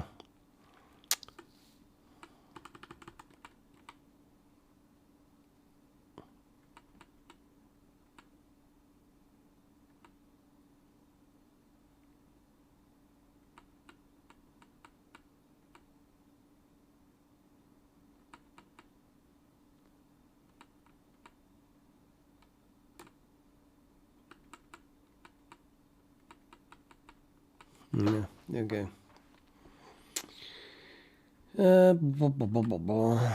So this was Mount Demon.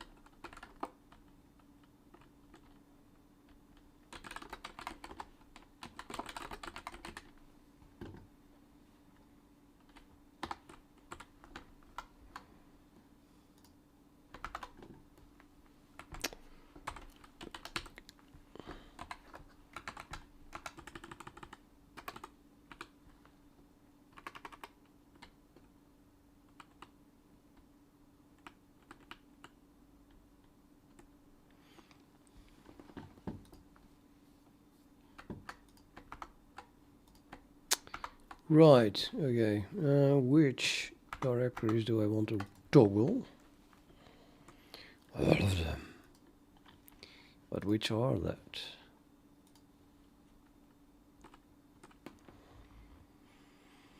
Let's just quit here, I guess, and have a look at here. Then we have the bound mounts. We have workspace.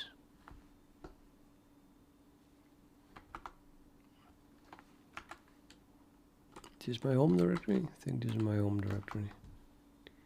So that would be workspace. That's one.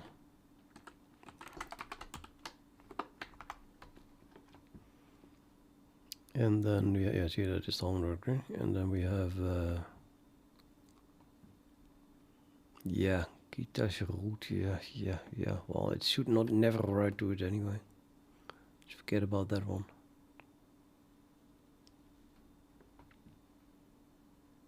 The rest is already blocked off, basically. Just workspace.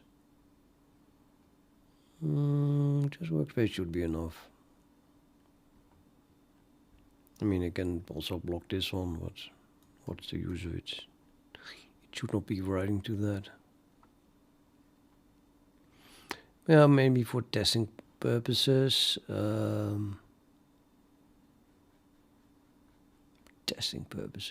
Could do the dot codex as well. Testing having two of these, you know.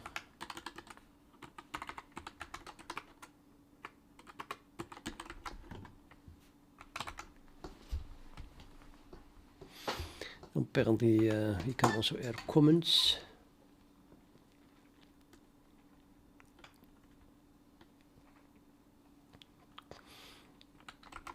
Let's try adding a comment on this line.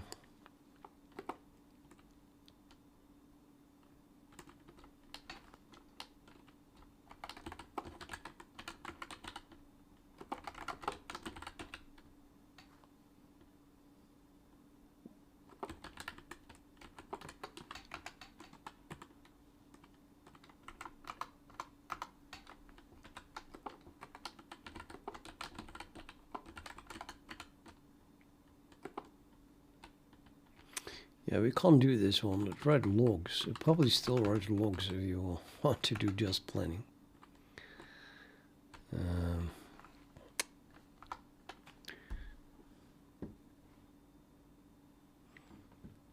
Might even want to make an SSH connection or something. I don't know. There's only one thing that we can change.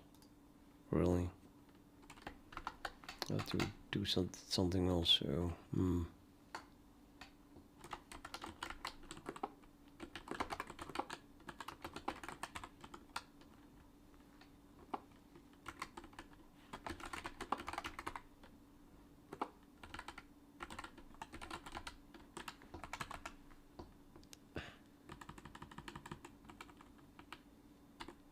yeah, just delete it. Okay. Good enough. You have a configuration now and service files.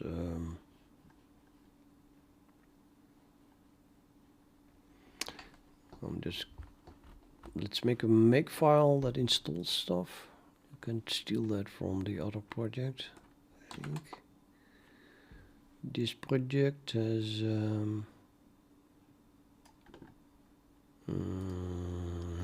make file.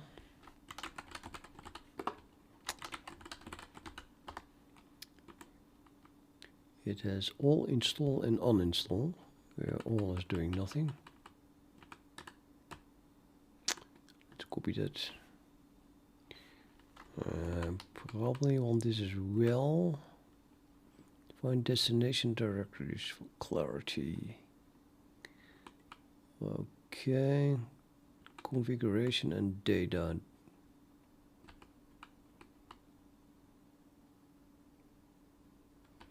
Then we have install configs. Okay. Yeah, it's the same old, same old. I just should copy everything and then edit it afterward. VG, copy everything. Next, paste.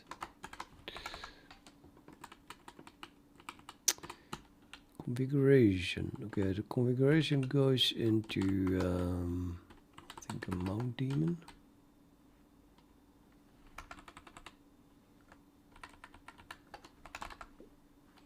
It's a directory. Data there is then to share mount daemon.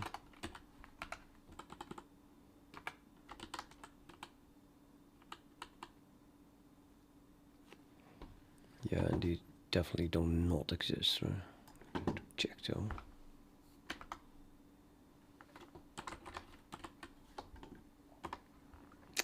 Good.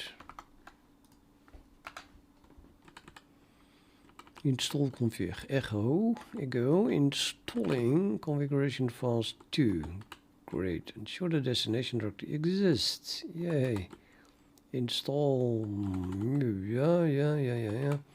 Run over all .conf files in and install files that do not already exist in the destination, because you don't want to override configs that people already edited. To find configs max tab 1 anything and ends in .conf or name, and we don't have that. Exec source file is that, destination file is that.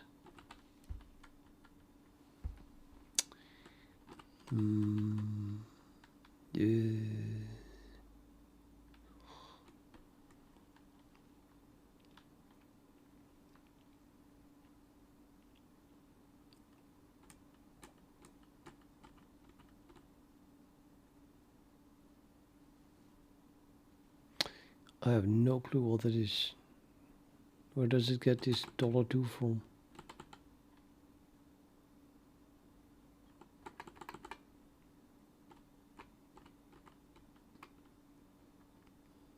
Sick.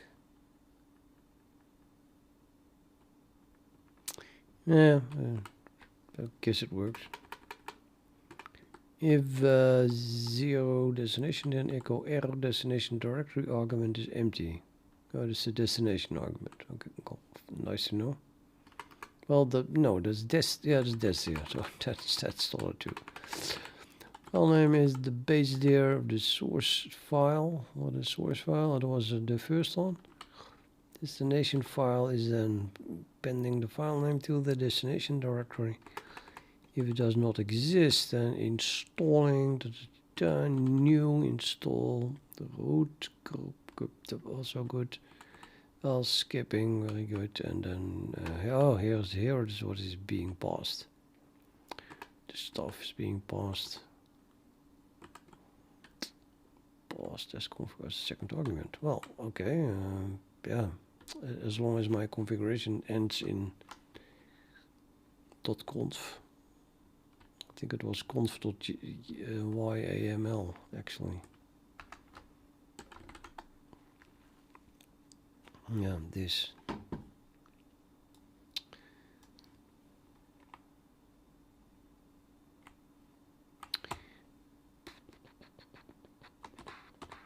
Let's just look for all YAML files as well. And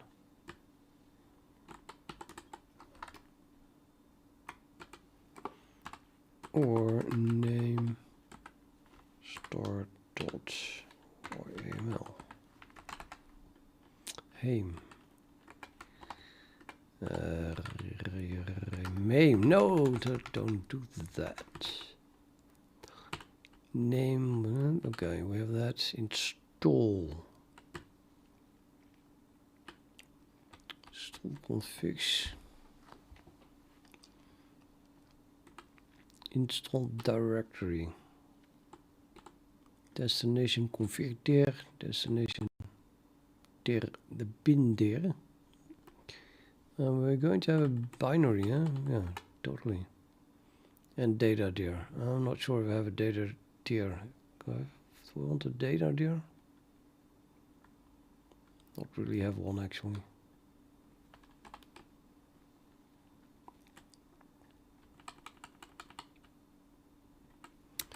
Let's comment this one out and not use it. Just the data dir.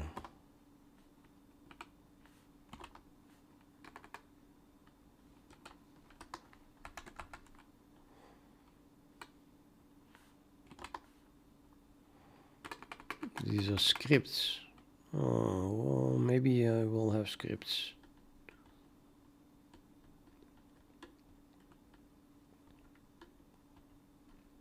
Am I going to have scripts? Not unlikely. So let's keep one, delete the rest.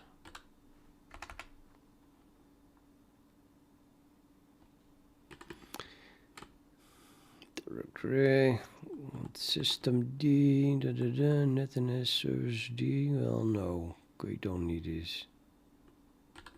It's too far. Services. I have this one.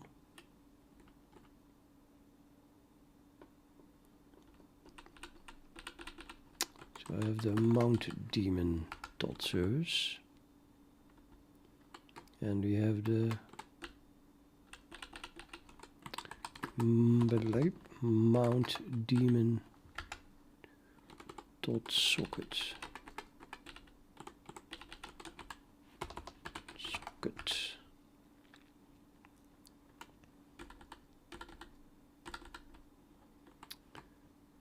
Scripts, netness init, more scripts.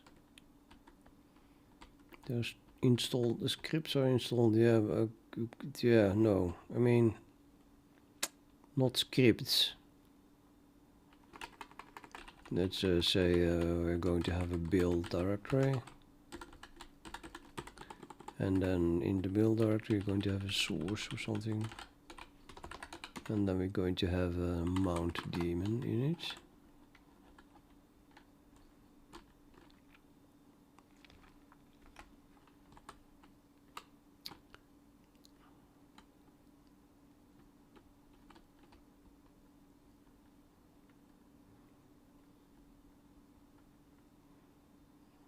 Don't need that.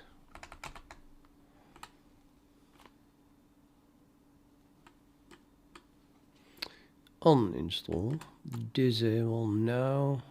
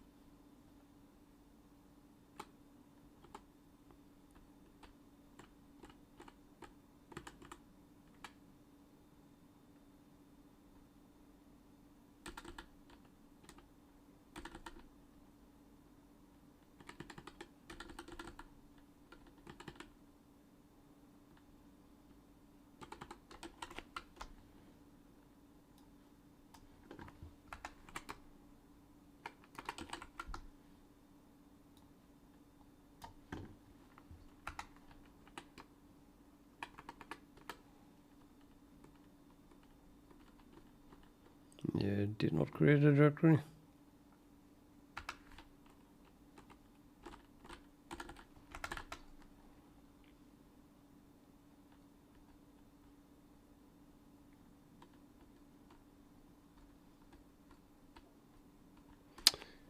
Yeah, could remove the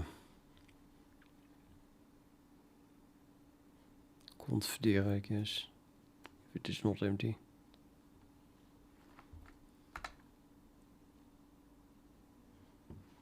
It's a mount D.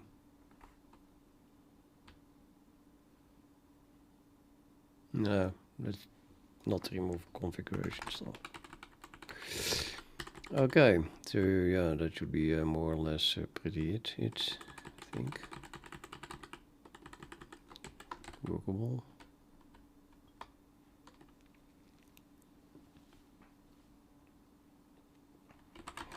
TODO make install.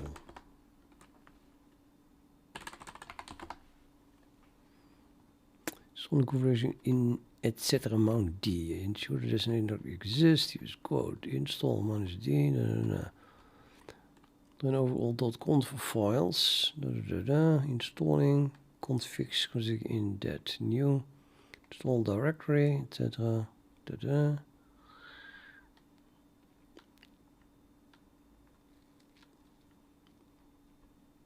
I think everything worked except that last one. They didn't add anything.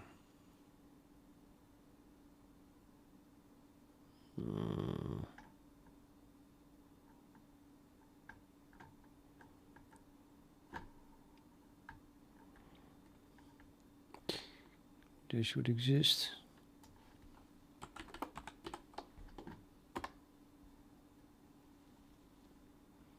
It's the only thing we installed, I think.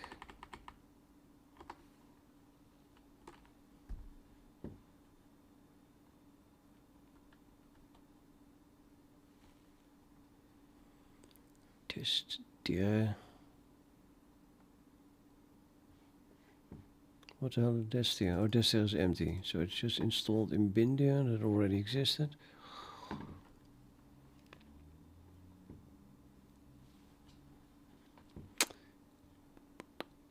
This does not exist.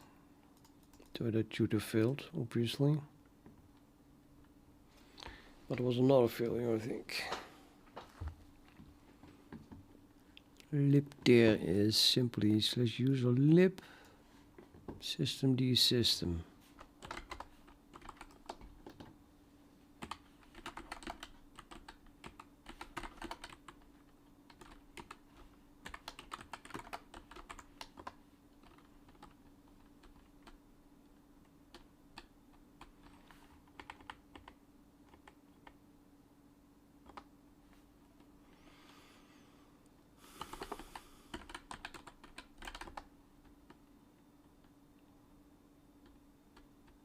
it's called remount, not mount.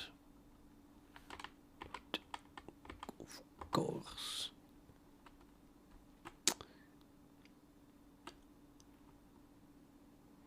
Did that everywhere. Call it suddenly mount daemon. Everywhere.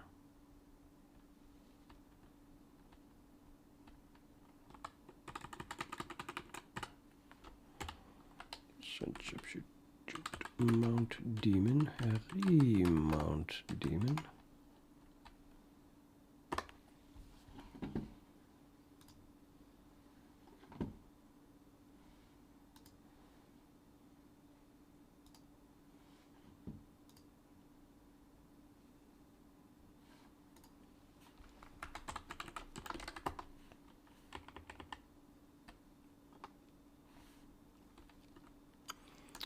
Okay, now it seems to work.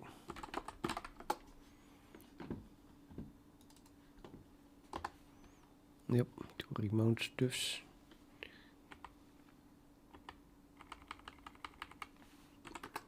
On install.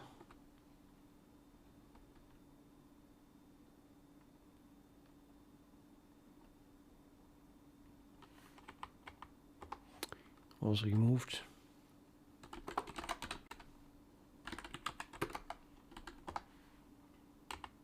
That still exists. That was the point, I think. That was wrongly installed.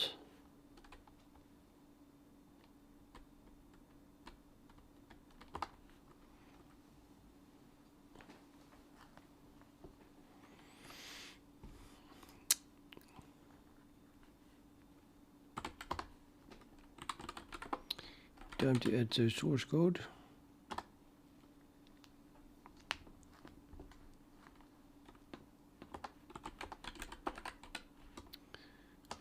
Git status. Add make file.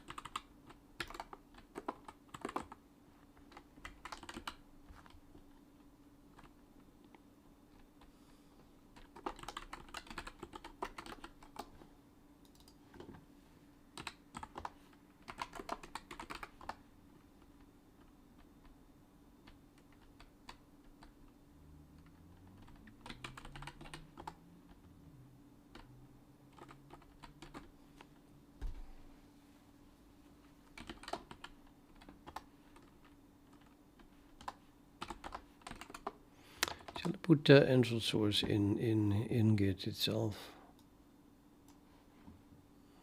Did that with the other one as well. It's kind of nice to have it.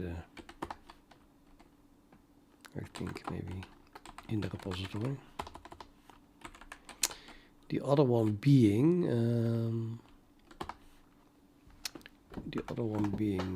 this one, transform.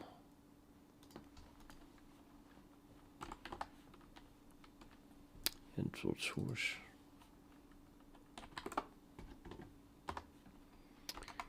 It's quite big, isn't it?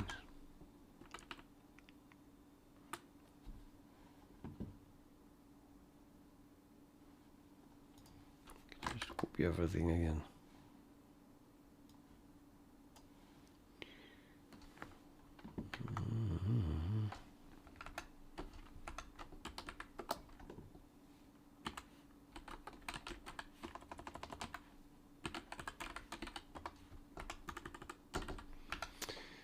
If Codex workspace is not set, export it as stop project. Export Codex repo base.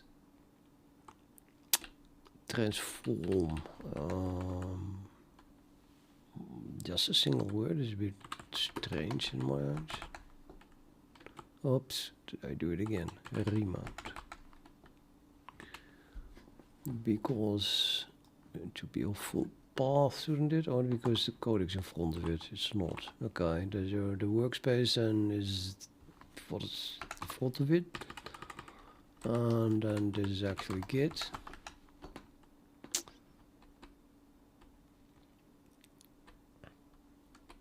So then top project should be set to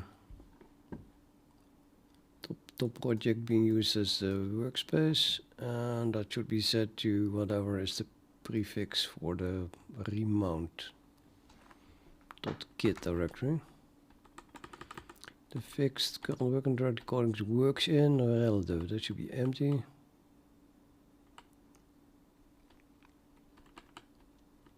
An override, well, let's make that also a remount daemon. Might as well have the build directory like that. Remount daemon build. Debug. Voice off. Debug level. Symbolic printing. We don't have that. Enable debug on. Whatever. Don't have this. Codex inside environment. Then give Codex its own build directory. That should always work. Codex shall know. Only use a different committer name if it's really Codex. I think I should set the author as well here. No, the author would still be me. Make a compilation list for both.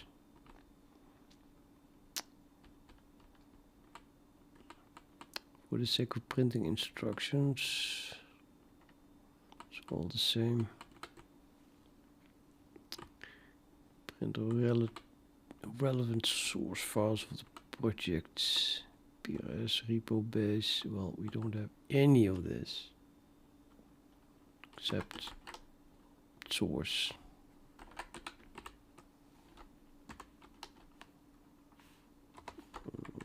Start.h, txx. Same thing. Alias tests in KIO window. You don't have KIO window. We don't have any of these. There are no tests at the moment.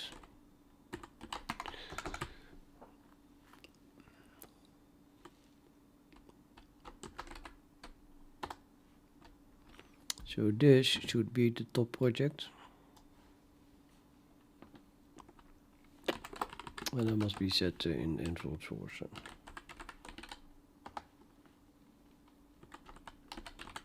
Export top project is that,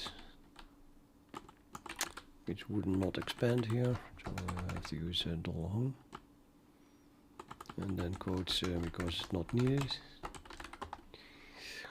PE resource echo $ top project. Yay.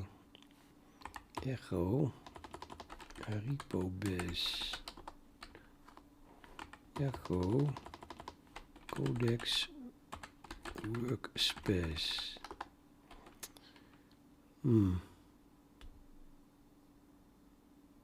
Yeah, I think that was correct. Echo repo base. Yes.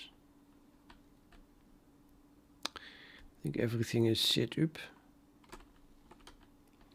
Now I can start Codex.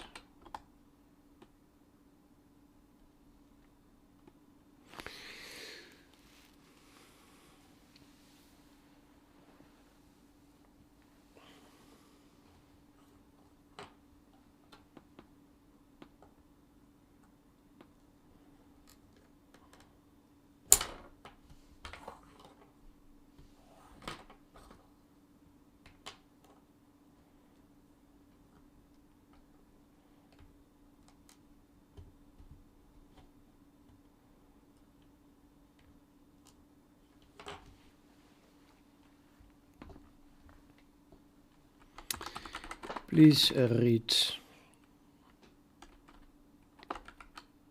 readme.md for an overview of what this project should do.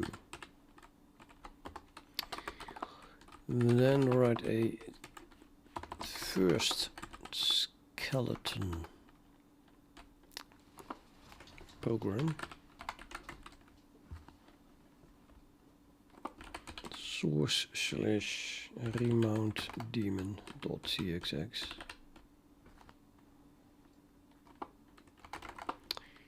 That will listen on the configured socket. Either stand alone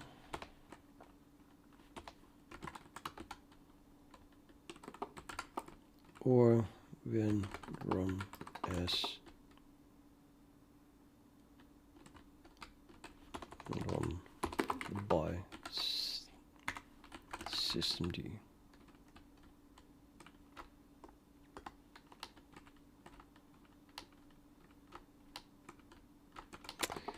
It does not need to read the socket yet.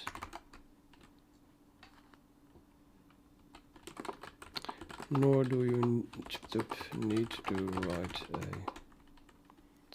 remount CTL.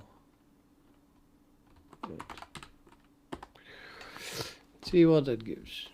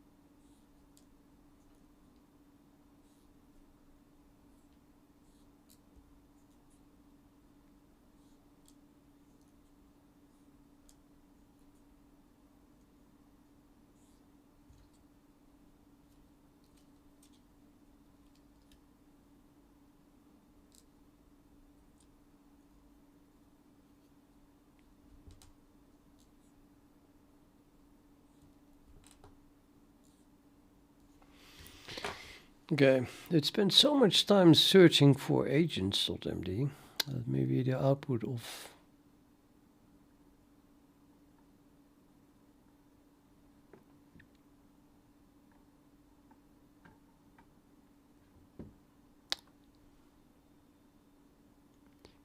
agents.md and .sh, I think. Did it scroll off? Now this, run that. Okay, so if you run this,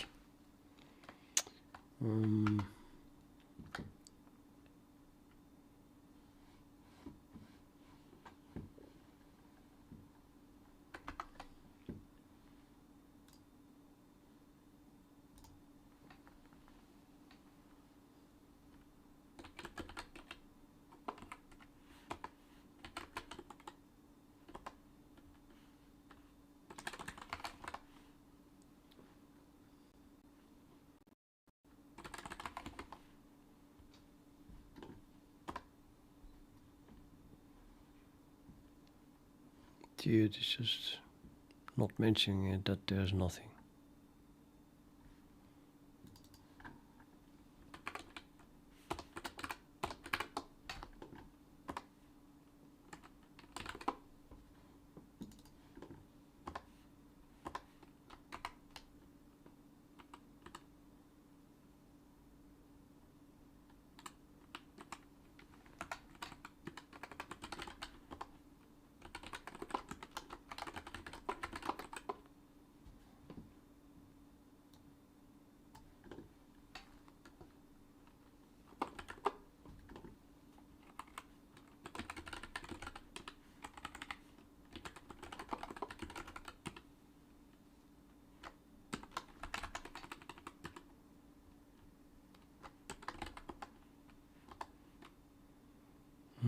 to do this as root.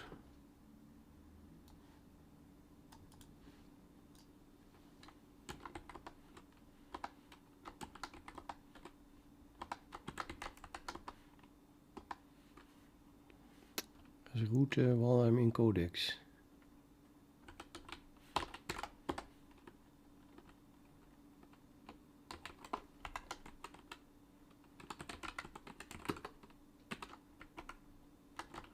I'm not sure the thing even exists here. Probably not. Instructions. Does not. I think that is TODO Codex home here. Nope. Damn it.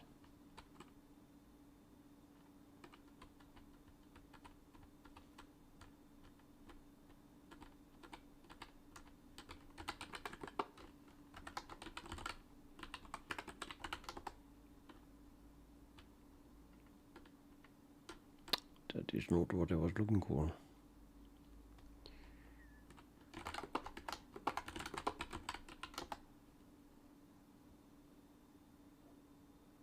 Home Codex. Okay, what are we doing? If you want home Codex.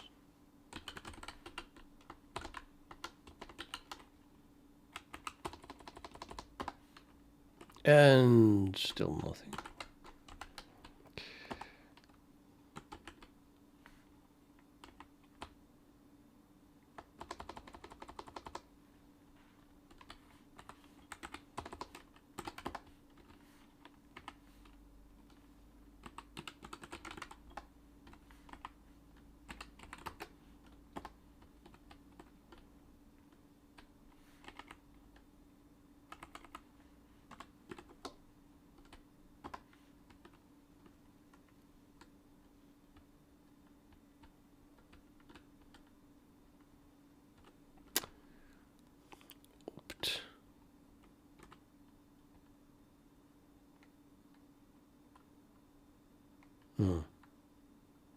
Looks like .codex.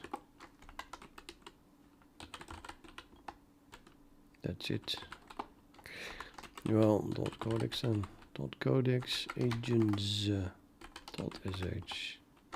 Yeah, and now you're telling me I need to be root? Hardly believe that. Just I don't need to be root. Draw that conclusion a little bit too fast, I suppose. Okay, hop, click. Try again.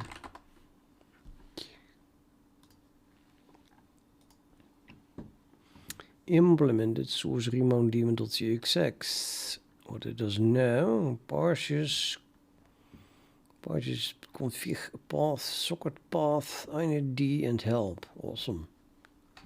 What are they doing? Socket is specified in the config. Hope we have defaults. Read socket from the YAML config, simple parser, and running standalone.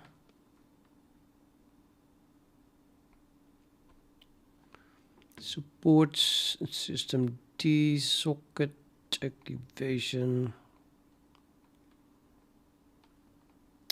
Listen PID, listen FDS, uses inherited FD3 as a listener, supports standalone mode by creating binding listening on the configured Unix socket, supports init mode by validating standard in.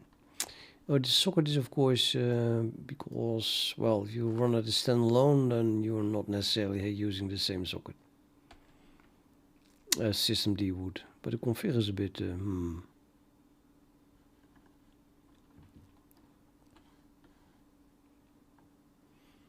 Nou ja, why not? Optional different config path. Supports init mode by validating standard in as a socket. To validating standard in is a socket. And then idling, no protocol yet. Installs sigint, sigterm handlers and stays alive. It does not read accept protocol data yet. Validation performed. Try to compile it. Smoke test confirmed. Standalone listener appears on Unix socket and cleans up and shut down.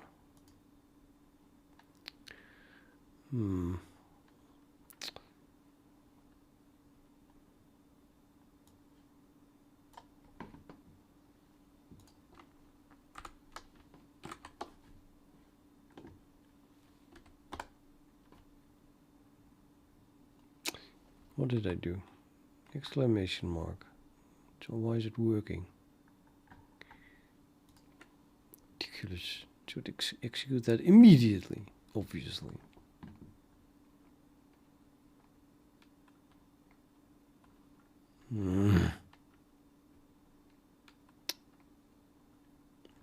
Thing still exists.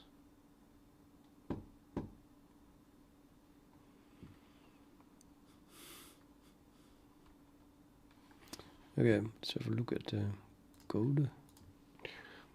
So we have now here in source remount daemon.cxx.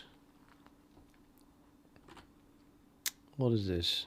It's .cxx and then it includes error not. What the hell? It made it C code. Is this kind of silliness?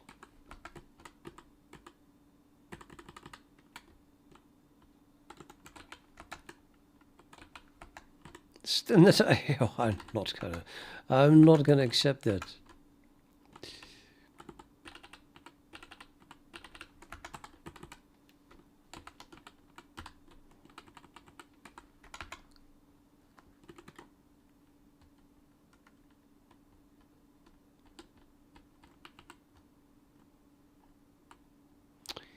Uh-oh, it's using West const. How did that happen?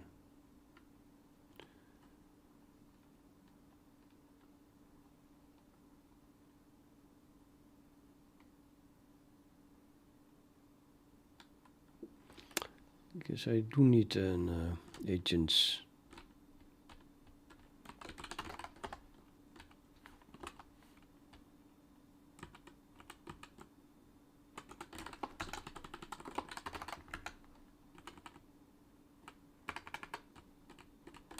That whole formatting is shit. Where's my formatting instructions?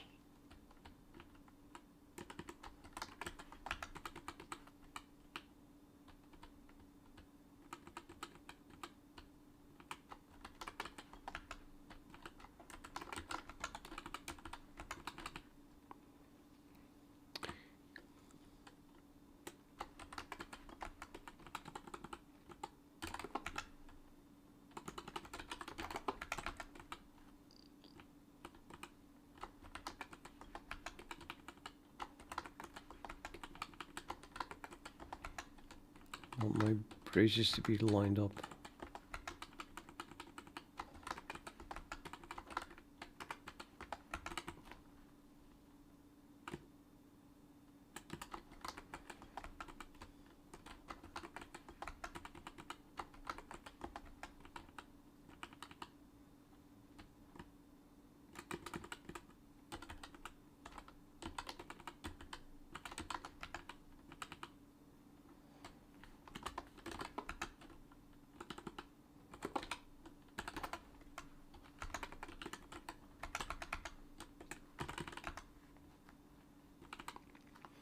Hey Baron,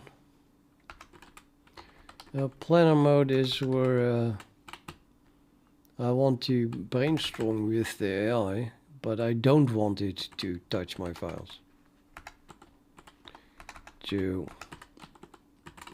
of course it should also not be tempted to do it, but the first thing I do is to make sure that it even can't. And then I'll try to make it not even try. So would say like do a suggestion like You know, maybe you can do this or that. And then if I totally disagree, then at least it didn't fire off editing my files. I think that's what it's doing now. So say I'm thinking out loud about something, and then the AI of course has a strong opinion about that, and it says, oh, I would do this, and then immediately does it, editing my files. It's just super annoying. I don't want that. So planning mode is you can talk, you can read, do not touch my files, which makes it a lot easier for me to reject the ideas that it has.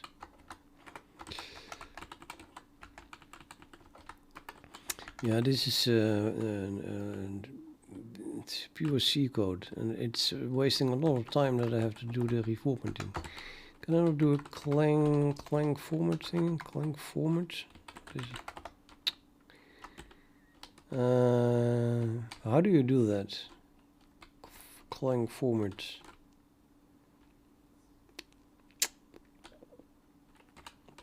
Clang format. Better not found.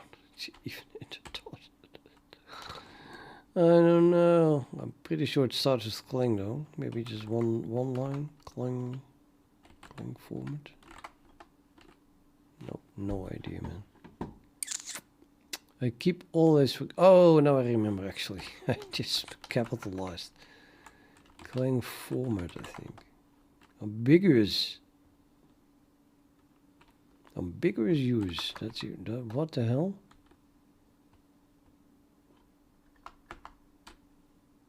How about telling me?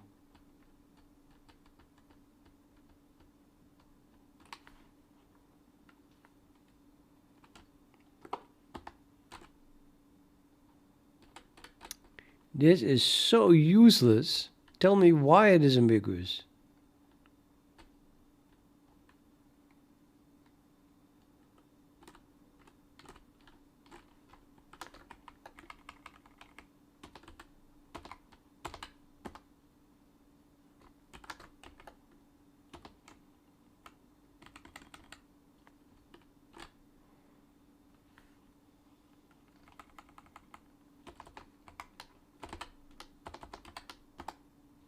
There we are.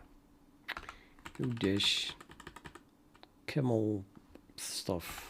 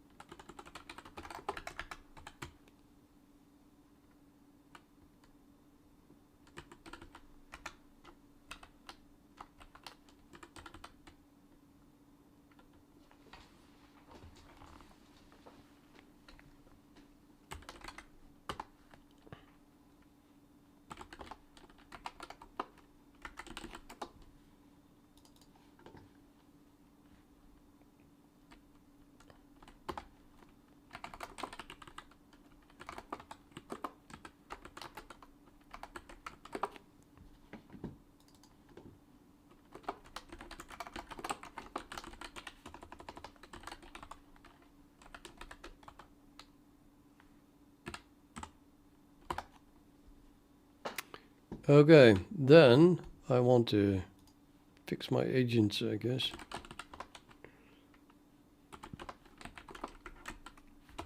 Agents.md, because apparently I need something.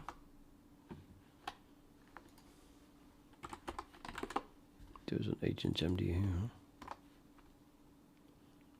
Project structure, overview subdirectory, remaining subdirectories. It says nothing about where the const goes.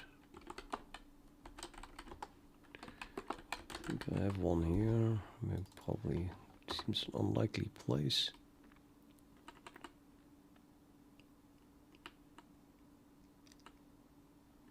Nope.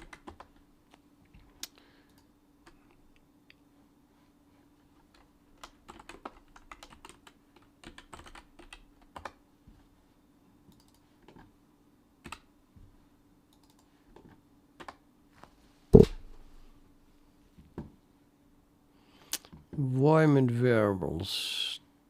Stay inside the workspace. Configuration, quick start. There is no autogen. Oh.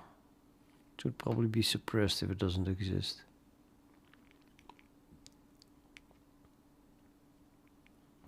Or maybe it's not suppressed here because I'm in a different thing. Let's just run this from the new.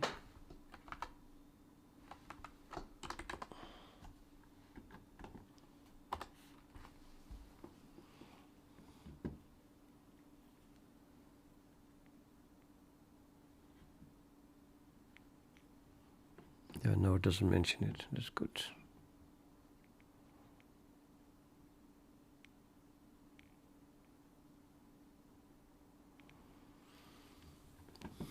Yeah, still weird.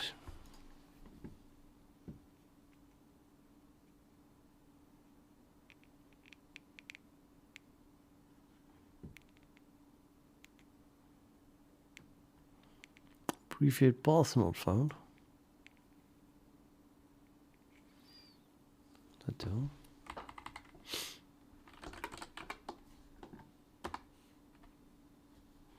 It's not exported or something. That should be exported in here.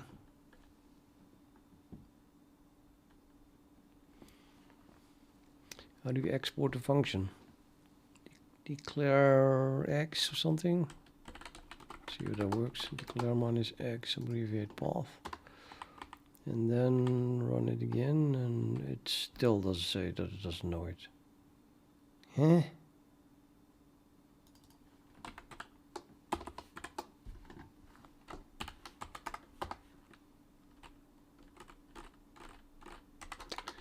What is this?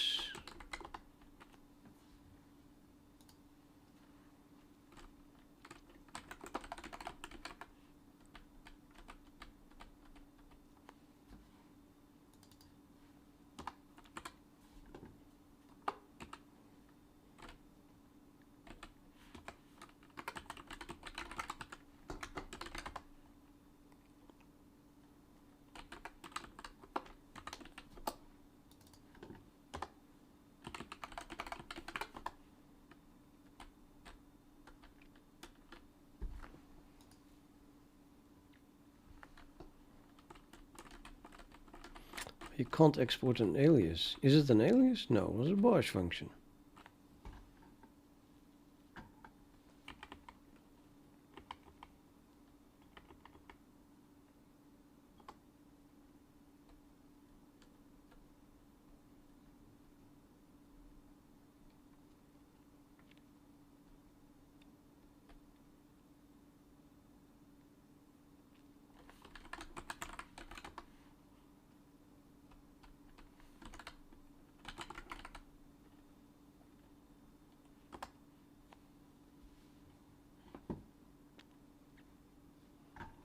Doesn't tell me much.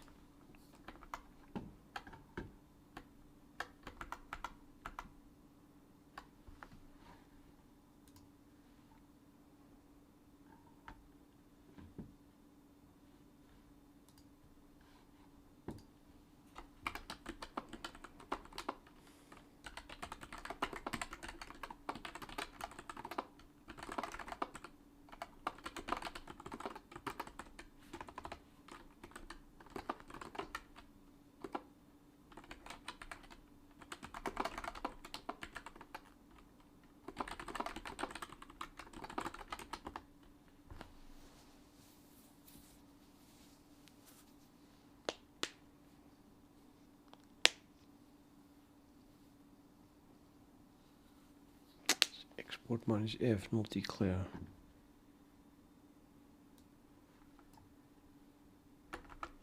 So first to test it, export minus F.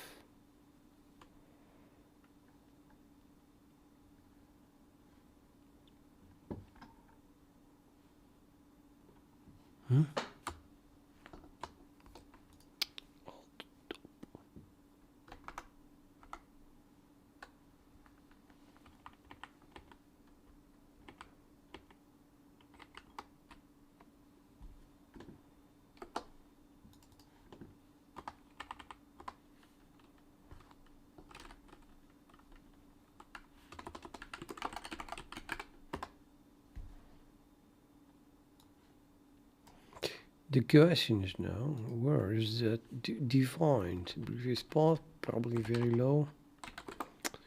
Let's say here.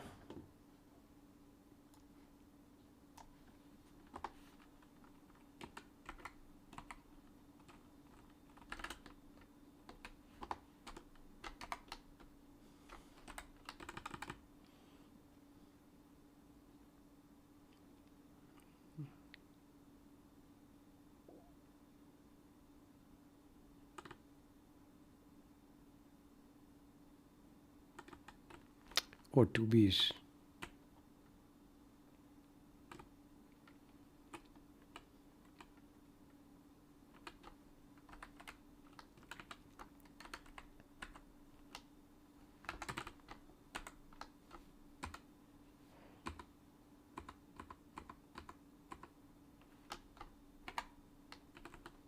Also not exported.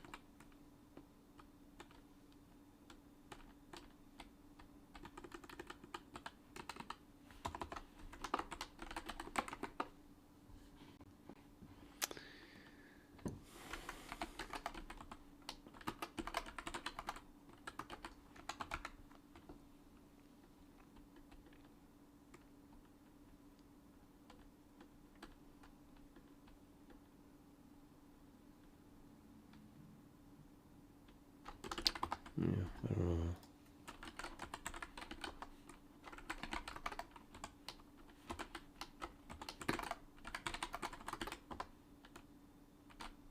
Really?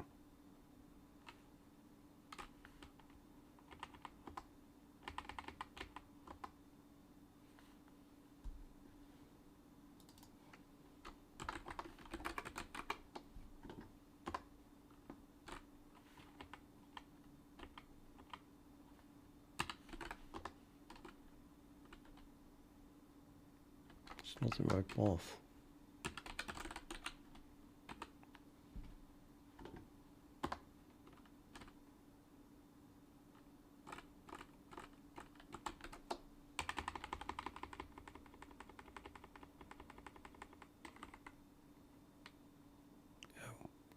.sh.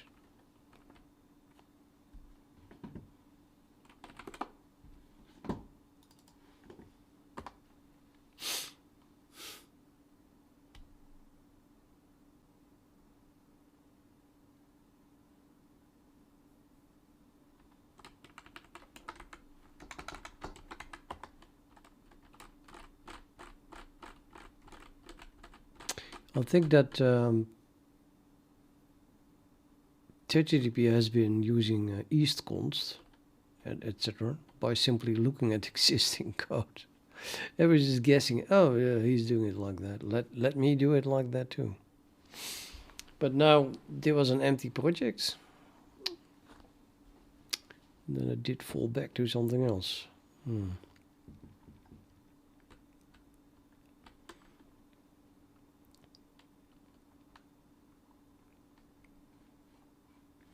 Yeah, well, I'm going to add it for now, I guess, to this, because I need an agents thing here. I want to have an agents thing here.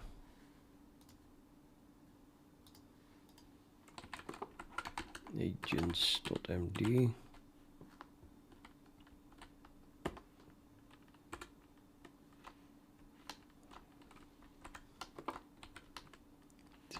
Plus formatting.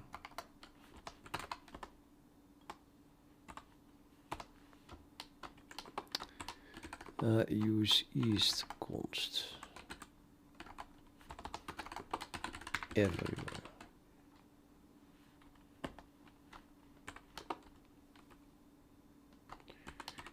Put opening braces on a new line.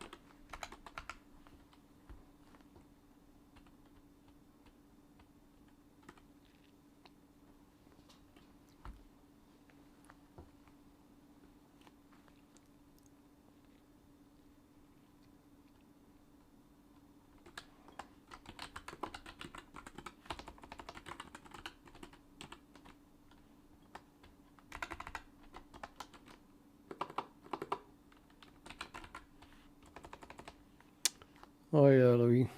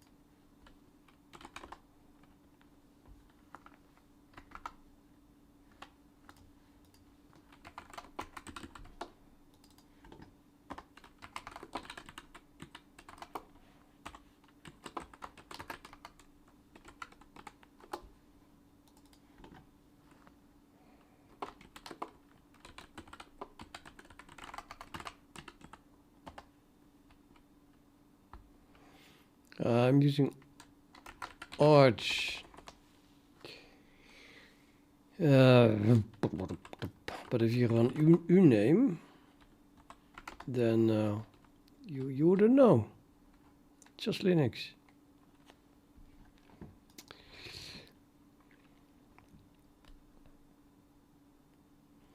Yeah, that's the kernel. It's not a distro.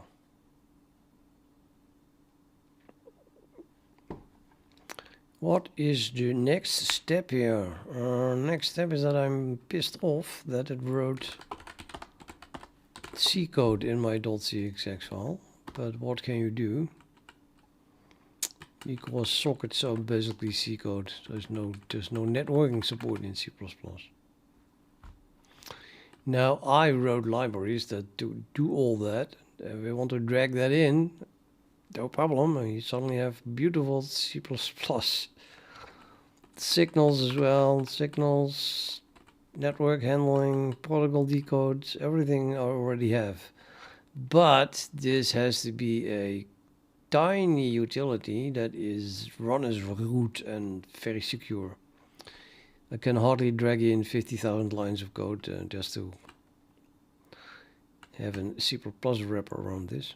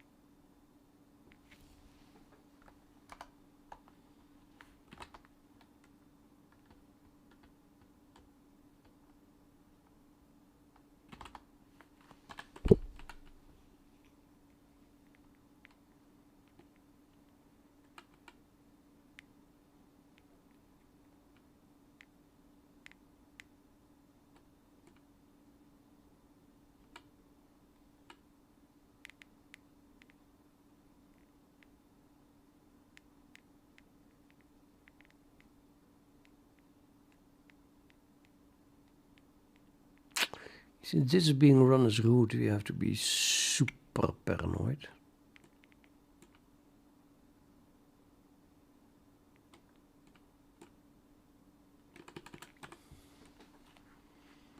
Now the argc should be such that that is equal to the number of arguments here in here. But what if it isn't? I don't know if it's even possible. But if this was the last argument, then just quit. Return false would be good, I suppose, because, well, that's a bug. What is going on? Return false.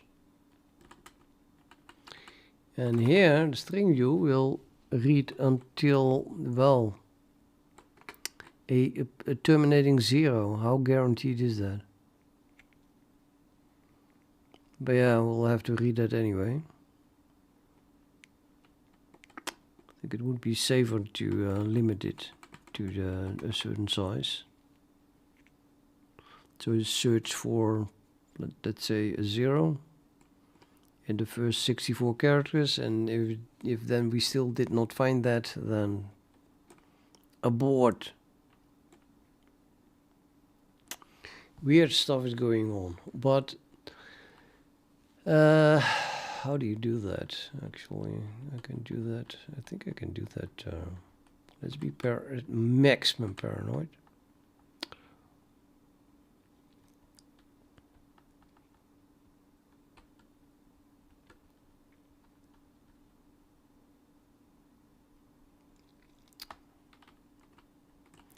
I think I'm gonna create a character array above.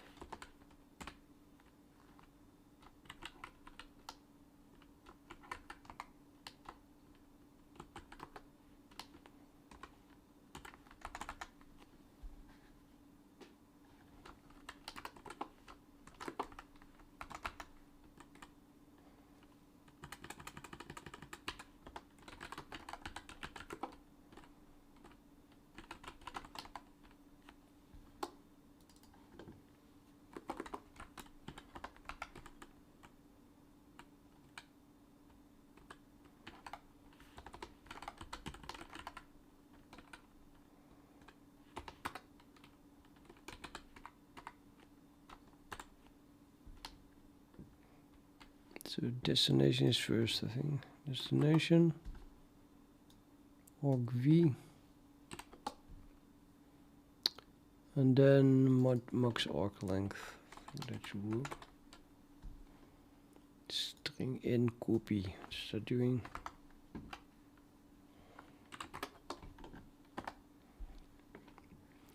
Destination.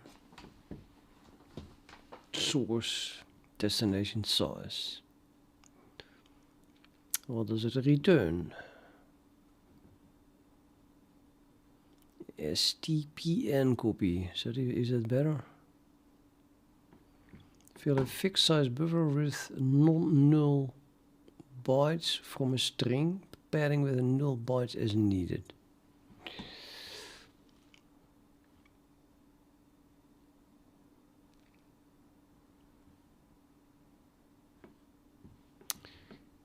SPN copy returns a pointer to one past the last. Yeah, I don't need that. It just returns a destination. So there is no way to know.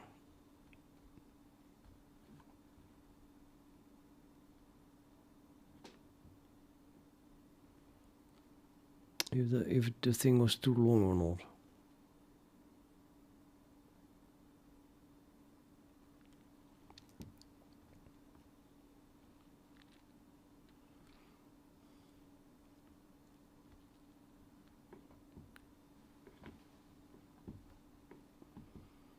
Len. So we should use the P. Then you know the len. Good thing, yeah. Okay, so we do this. We have a character pointer, P, which I'm going to initialize here with the result of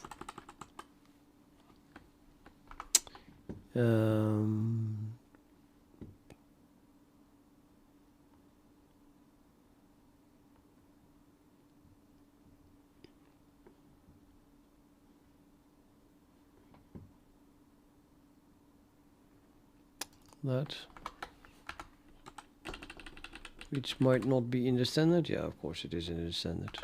Just C++ loads everything in the namespace std, even if it is C code. But is it C code? That is the question. I mean, is it in the standard? This P. It's the first time I see it. Can't admit that. Never heard of this before. Yeah, it's there.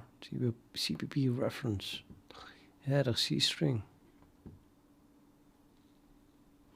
Copies at most count characters of the byte string pointed to by source, including the terminator null character, to the character array pointed to by a dist. So you should pass as count the size of the array, which I think they also were doing.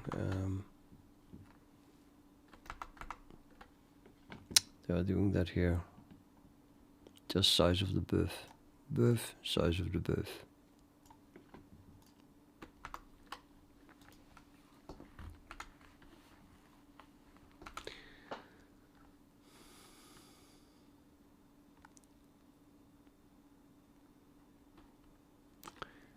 So instead of max arc length here, I should just use the canonical value, namely the size of the buff that we're using. And then we can do size type len is p minus buff 1, except that it is buff.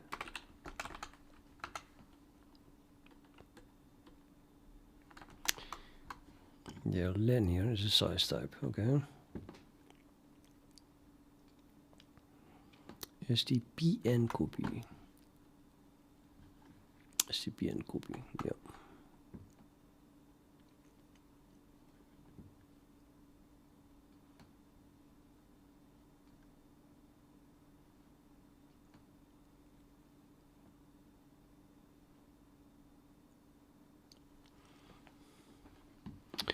So, what is the maximum length that can be returned here?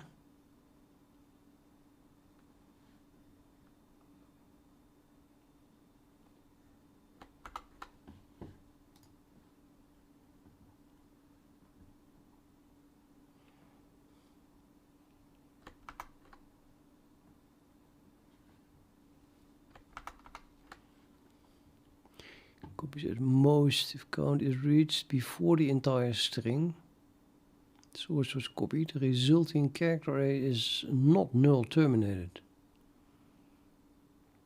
I want to read strip. What? This is not strip and copy. That was that's what I was looking for. So maybe it does not exist.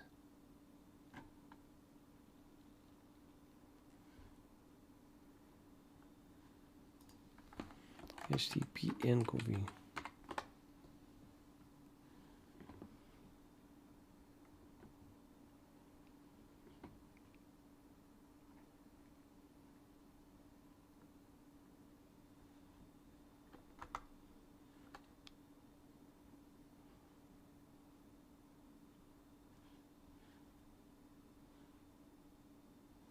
It's POSIX. It totally should exist, man. It's POSIX.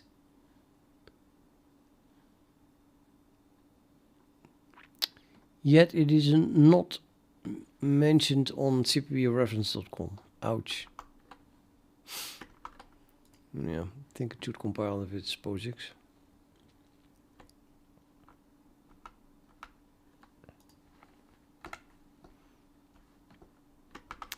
Then we'll have to deal with this anyway.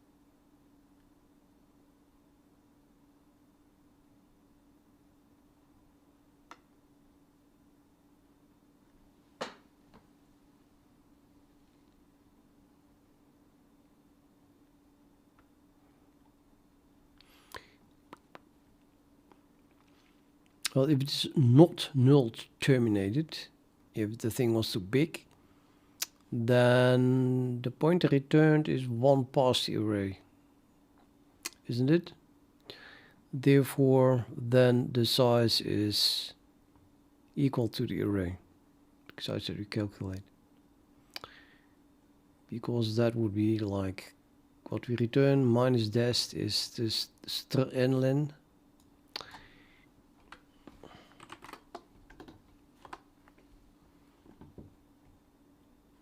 Str_nlen function returns the string length of fs if that is less than maxlen, or maxlen is if there is no null terminating among the first maxlen characters.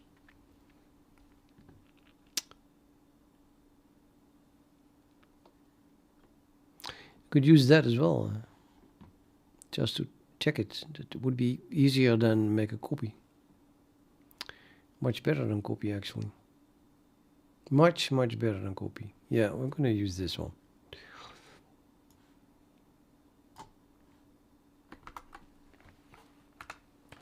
Let's not copy it. There's no reason to copy it if you have that.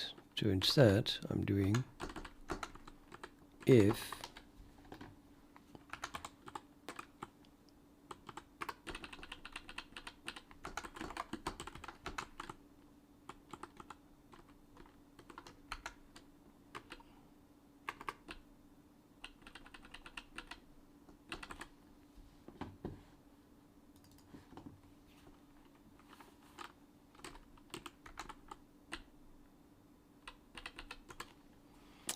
no, the maxlen is here.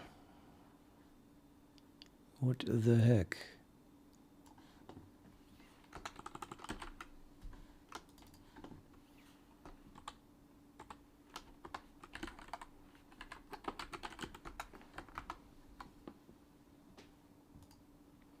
Oh, it is just a stupid declaration. It is a size type. Yeah, okay. But this is the real definition. Size type. And here's the size type again.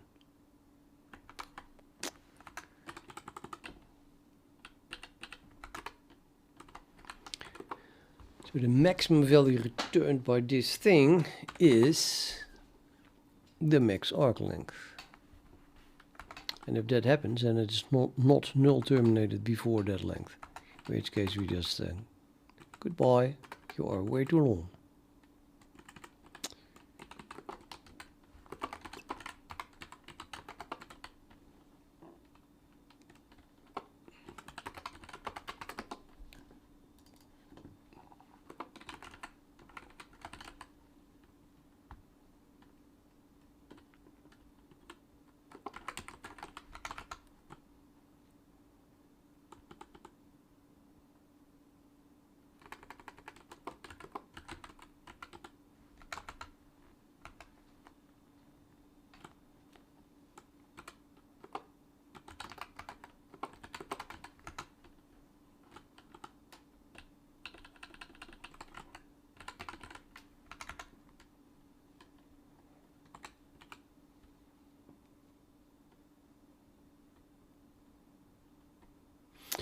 Now we have tested this. I feel pretty good about that one because now we know for sure that it's null terminated.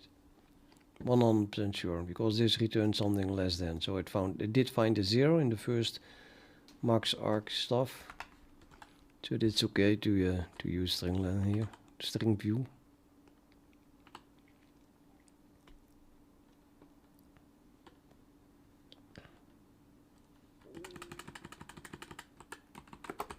It should never happen, so we call this paranoia.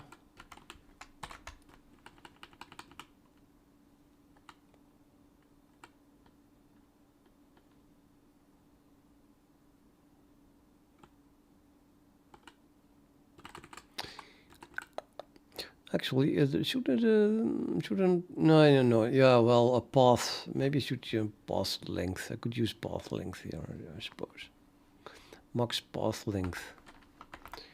It's like 256. Maybe 64 is a little bit not enough.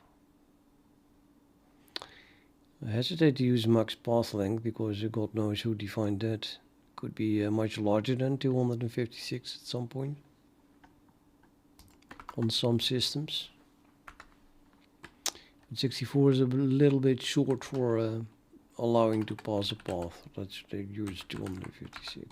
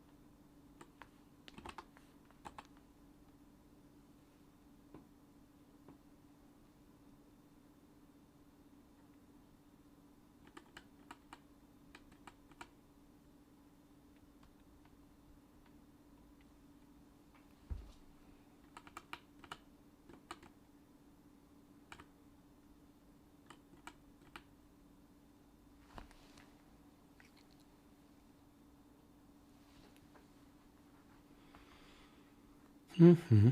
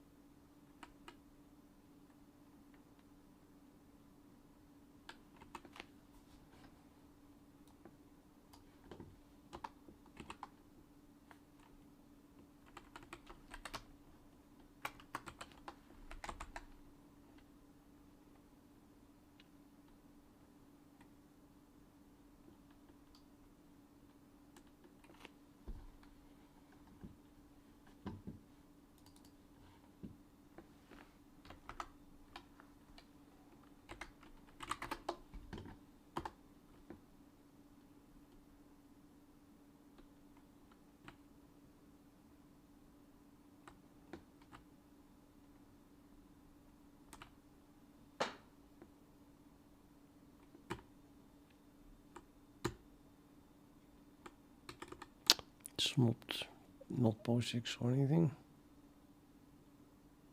It's part of the POSIX program manual.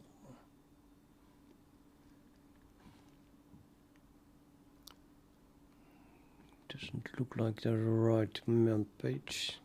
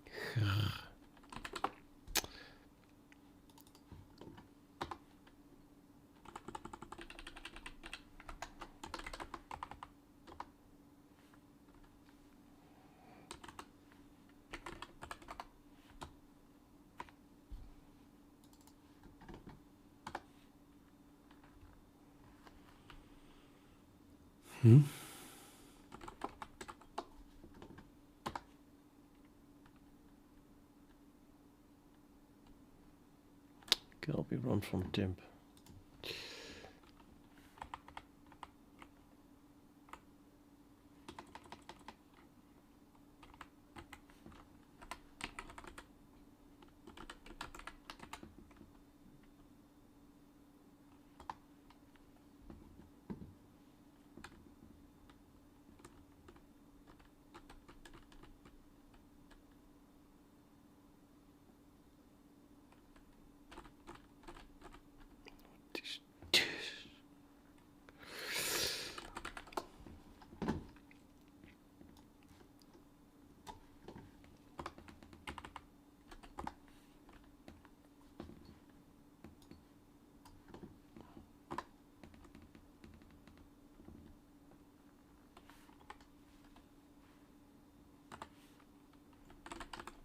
Ho, ho.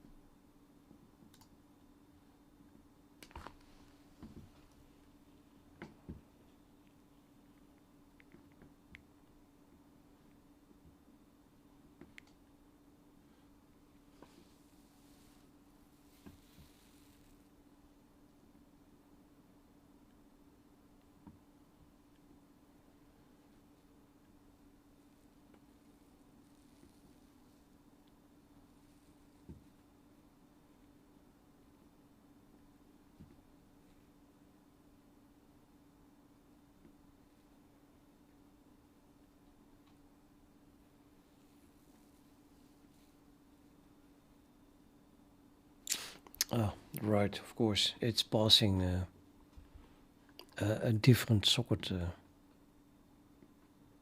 thingy.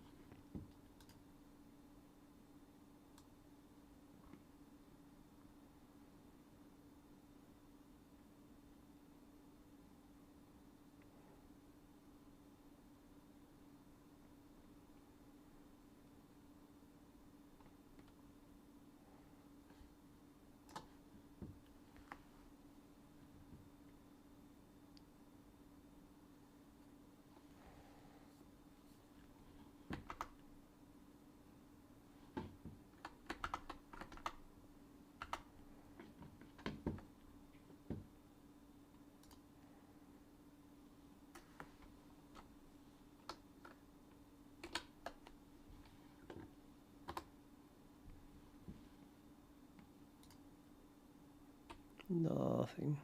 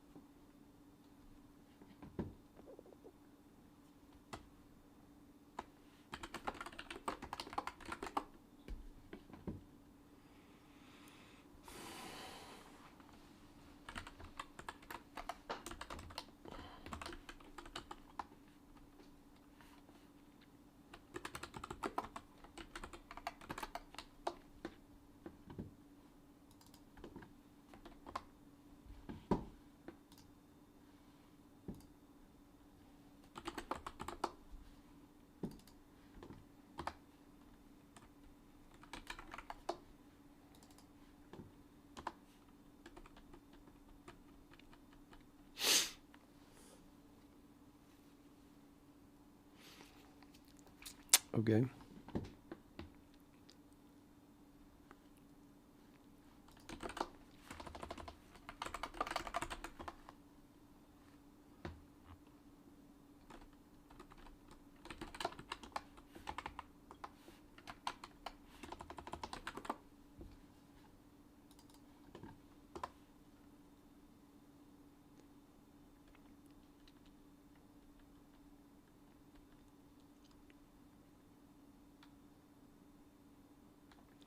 Interesting.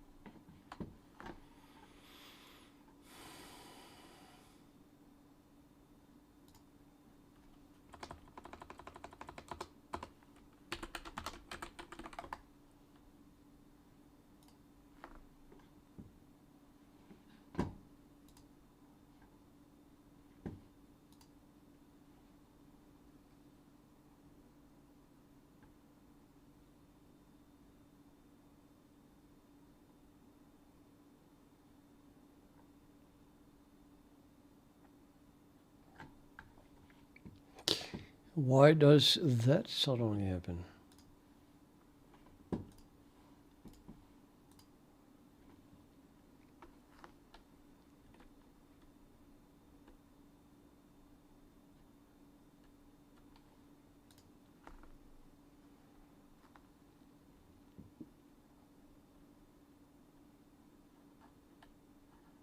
TPP reference.com, but not secure. Why not secure? What the hell? Okay, well, don't type credit card numbers.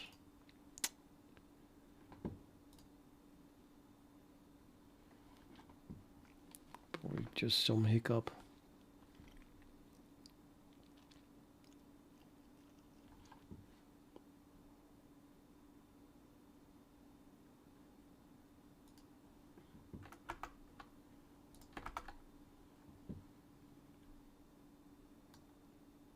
What file system has is socket. Well, that you do.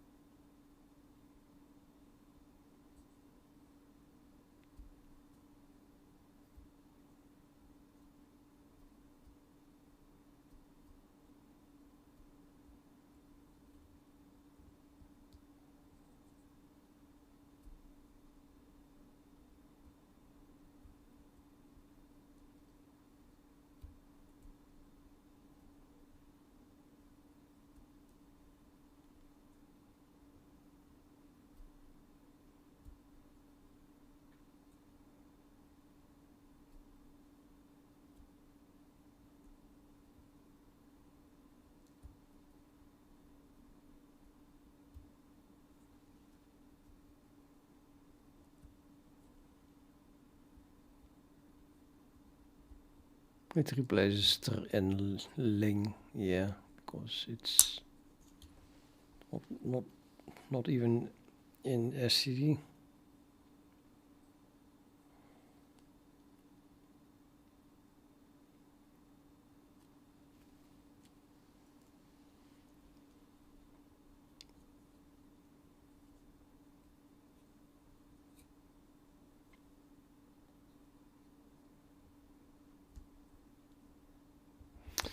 Yeah, I'm usually not using std size type. That's a bit over the top. Well, but well.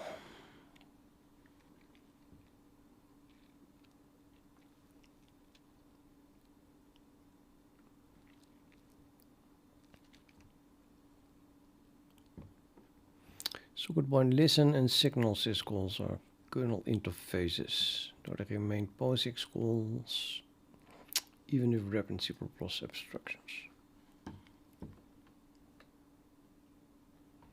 Replace stat lstat with socket path probing with standard file system. Good. Switch system deactivation parsing to SD listen FDS. SD is socket Unix instead of manual inf parsing. Added RAI file descriptor management to remove most manual close handling. This is standard close, but okay, it's still C basically. It's more about the RAI, I suppose. Converted more error tags to standard error code. I just went over the top. Removed strlen usage and kept argument length a check in C++ codes. Okay, clean up path.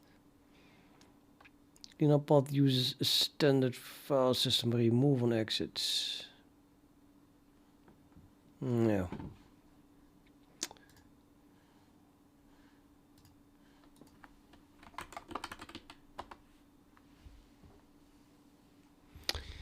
Got rid of a single header though. sys.h.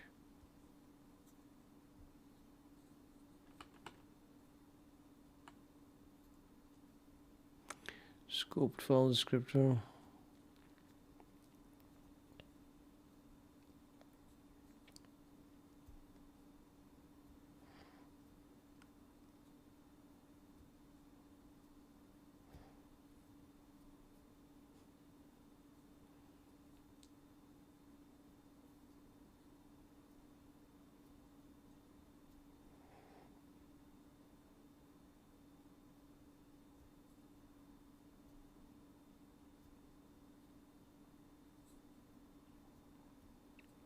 Baron, I didn't reply.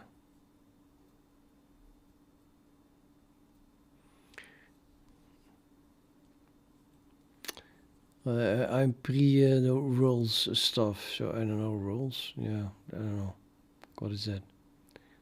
I worked as a programmer.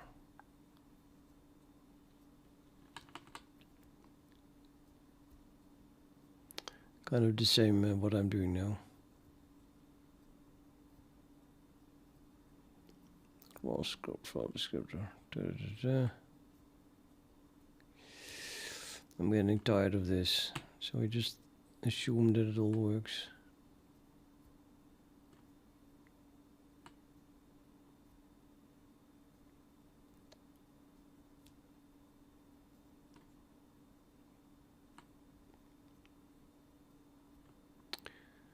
The whole idea of using AI is that it speeds things up.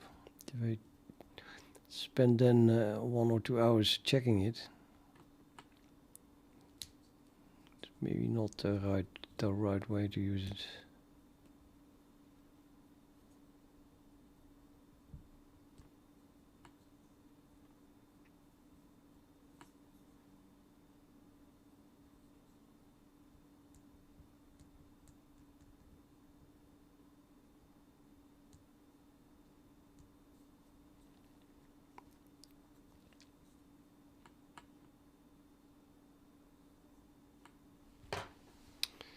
Okay, whatever. Git commit.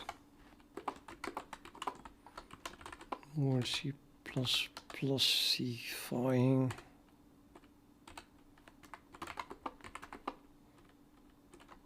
By Codex.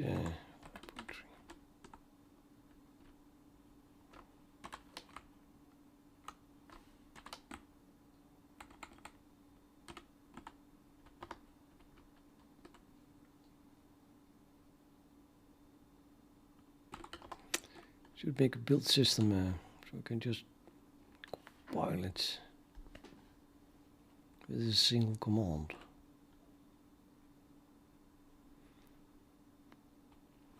I guess the all here should do something. I type make here, which make is horrible. If now I type make, it will execute this. You might actually be set. That is set. So it would be running this. And then make it, CMake is going to complain, I hope, because there is no CMake list file. Yeah.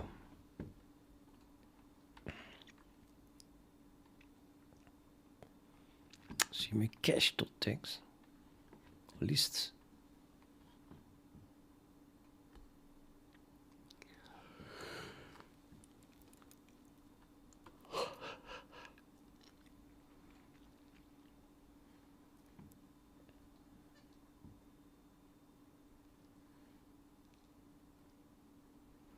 Ja, should we first run configure? That will complain about that.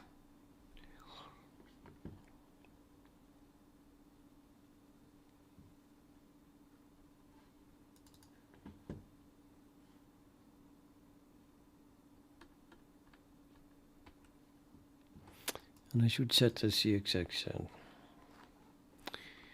the echo dollar top project was that, and then you have to add an inf.compiler.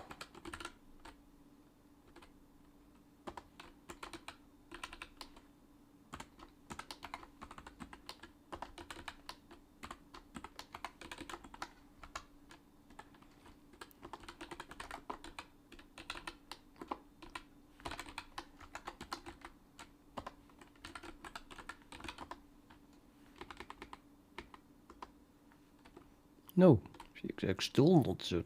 What is this?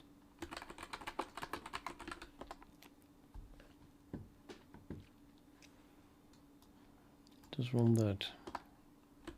Which CXX is not set. So I do a resource that should solve it. Well, it doesn't. Why not? Because I'm not sourcing it. Did I source it myself? Int compile? I think so. Maybe. No, I don't know. No, I don't need to. What? Strange.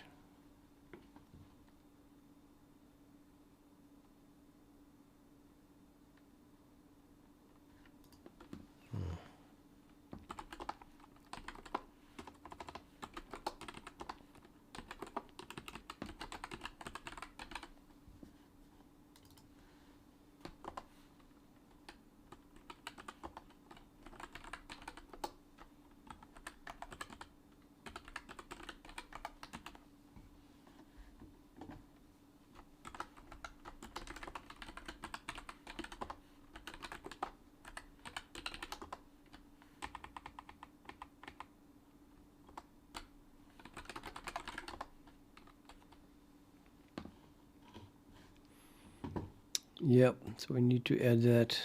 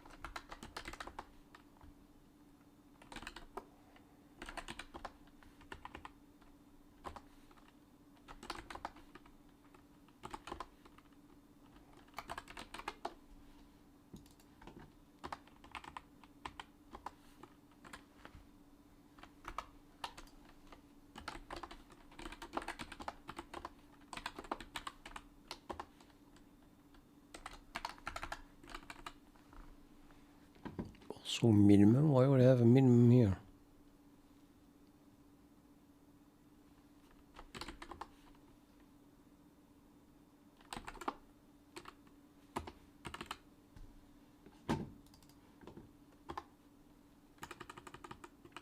Policies.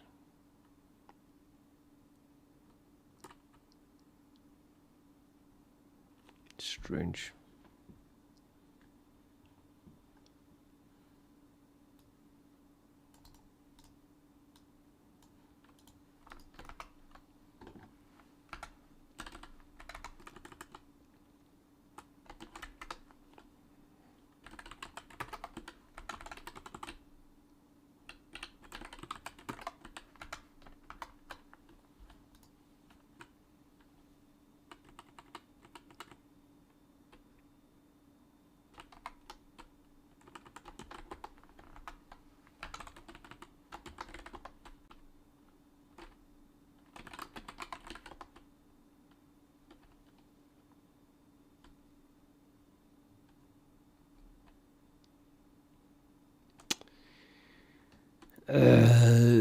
Yeah, okay. Undefined symbol, dus die is socket Unix.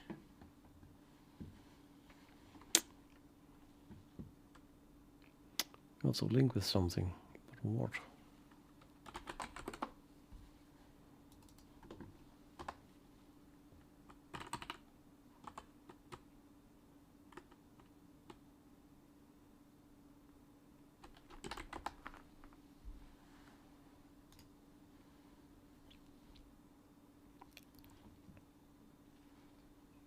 Systemd.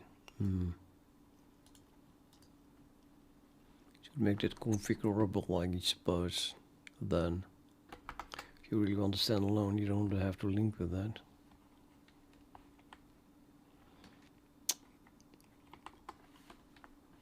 Oops. I'm so lost.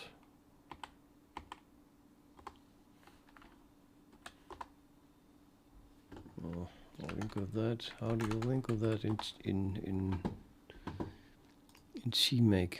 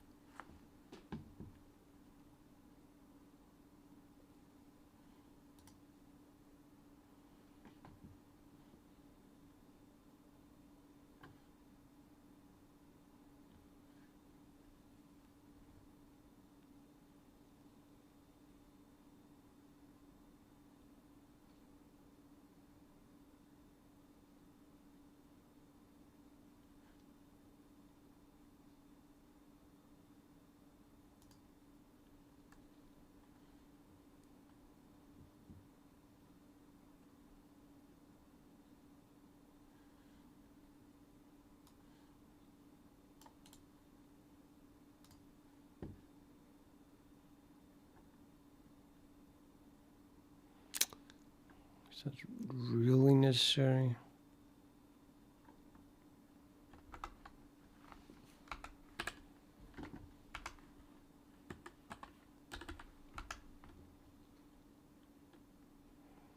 That wouldn't give me this.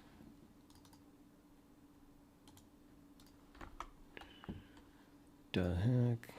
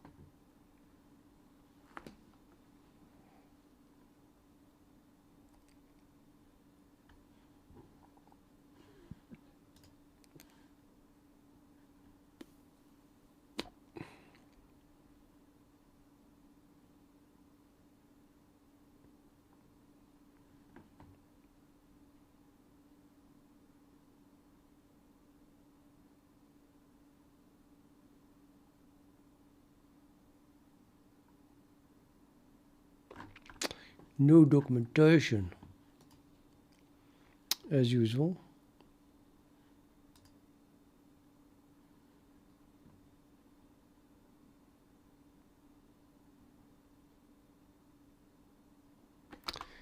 Okay.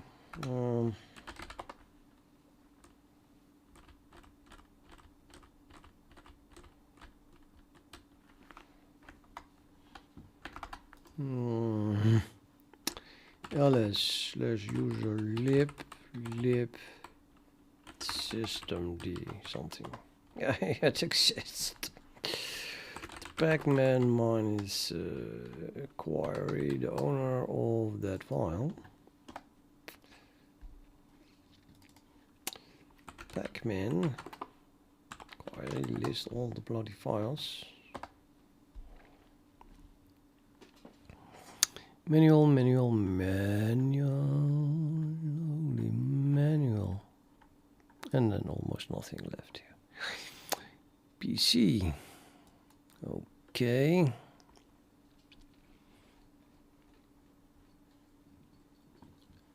Headers. The header that I was including is not listed. Oh, there you are. The SD daemon. This is the one, right? That we are including. That must be the systemd one. So yeah, there's no CMake support here. So we have to use that PC thing. And then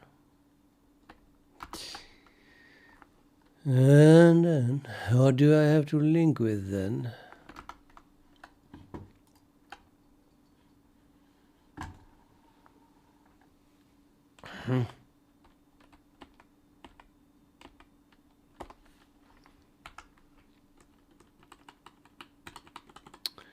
I don't know, but to copy, let's look for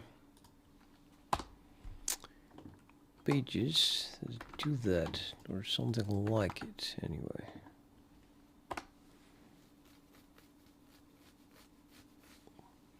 It's possible to include how to build a non-systemd distribution on able or that are compiled, don't build. System recipe creation. Absolutely nobody using CMake to link with libs systemd.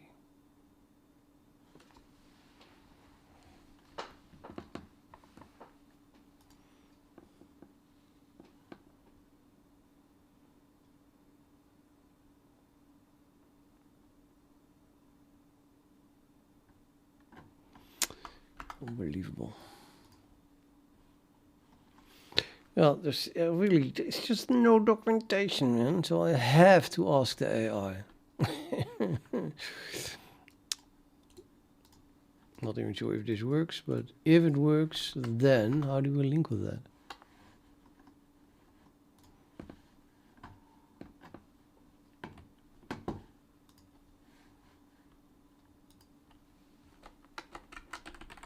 Assuming this works.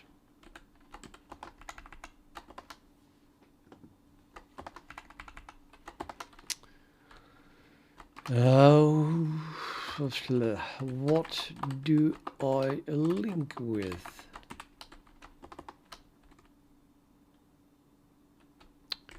And is that the correct way to find libsystem D with teaming?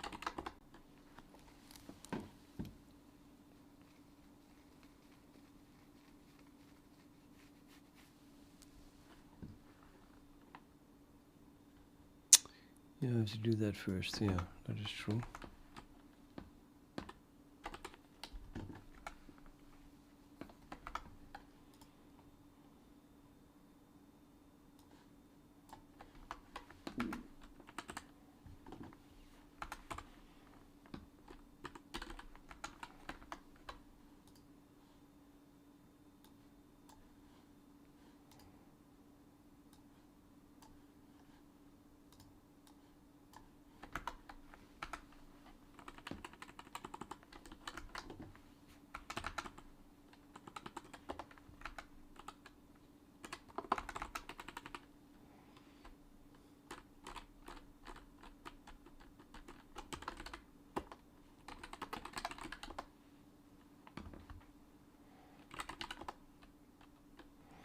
Yay.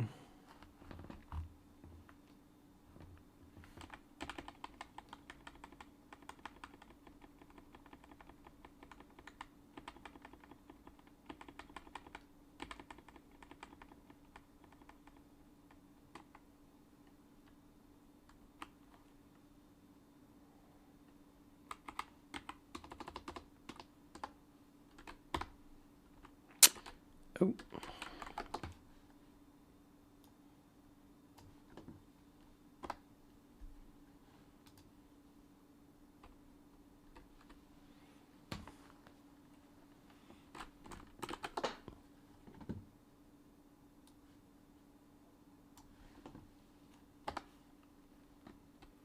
It is in source now.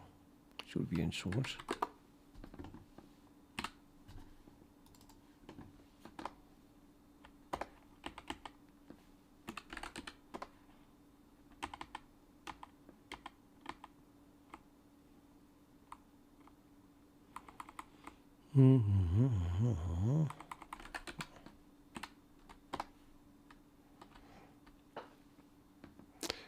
Seems to work.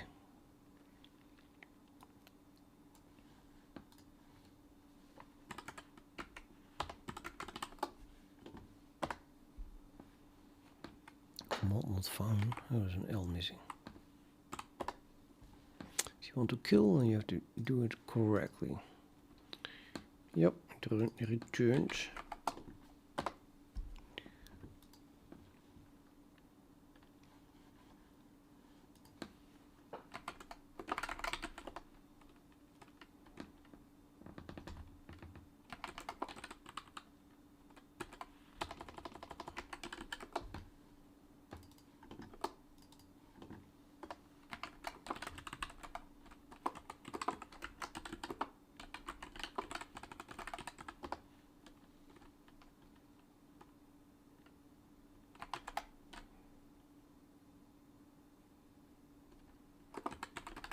Yeah, I'm going to bed.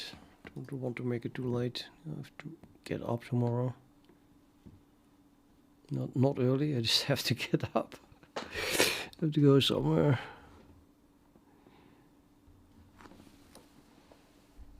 So let's quit.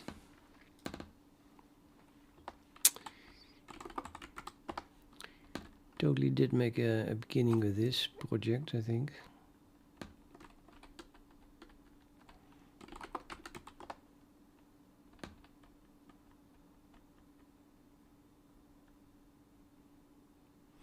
Yeah, well.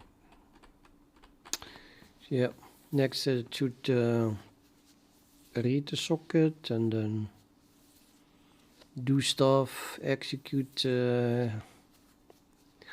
mounts. Horrible, but true. And then we also have to write the mount CTL. I'm just going to delegate everything to the AI as much as possible. Because I don't want to be, I don't want to do this. I just need it.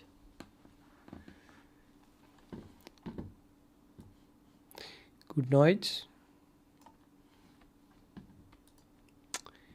And yeah, my fan is still watching or listening or sleeping in the meantime. But thank you for keeping me company. I'll be back tomorrow.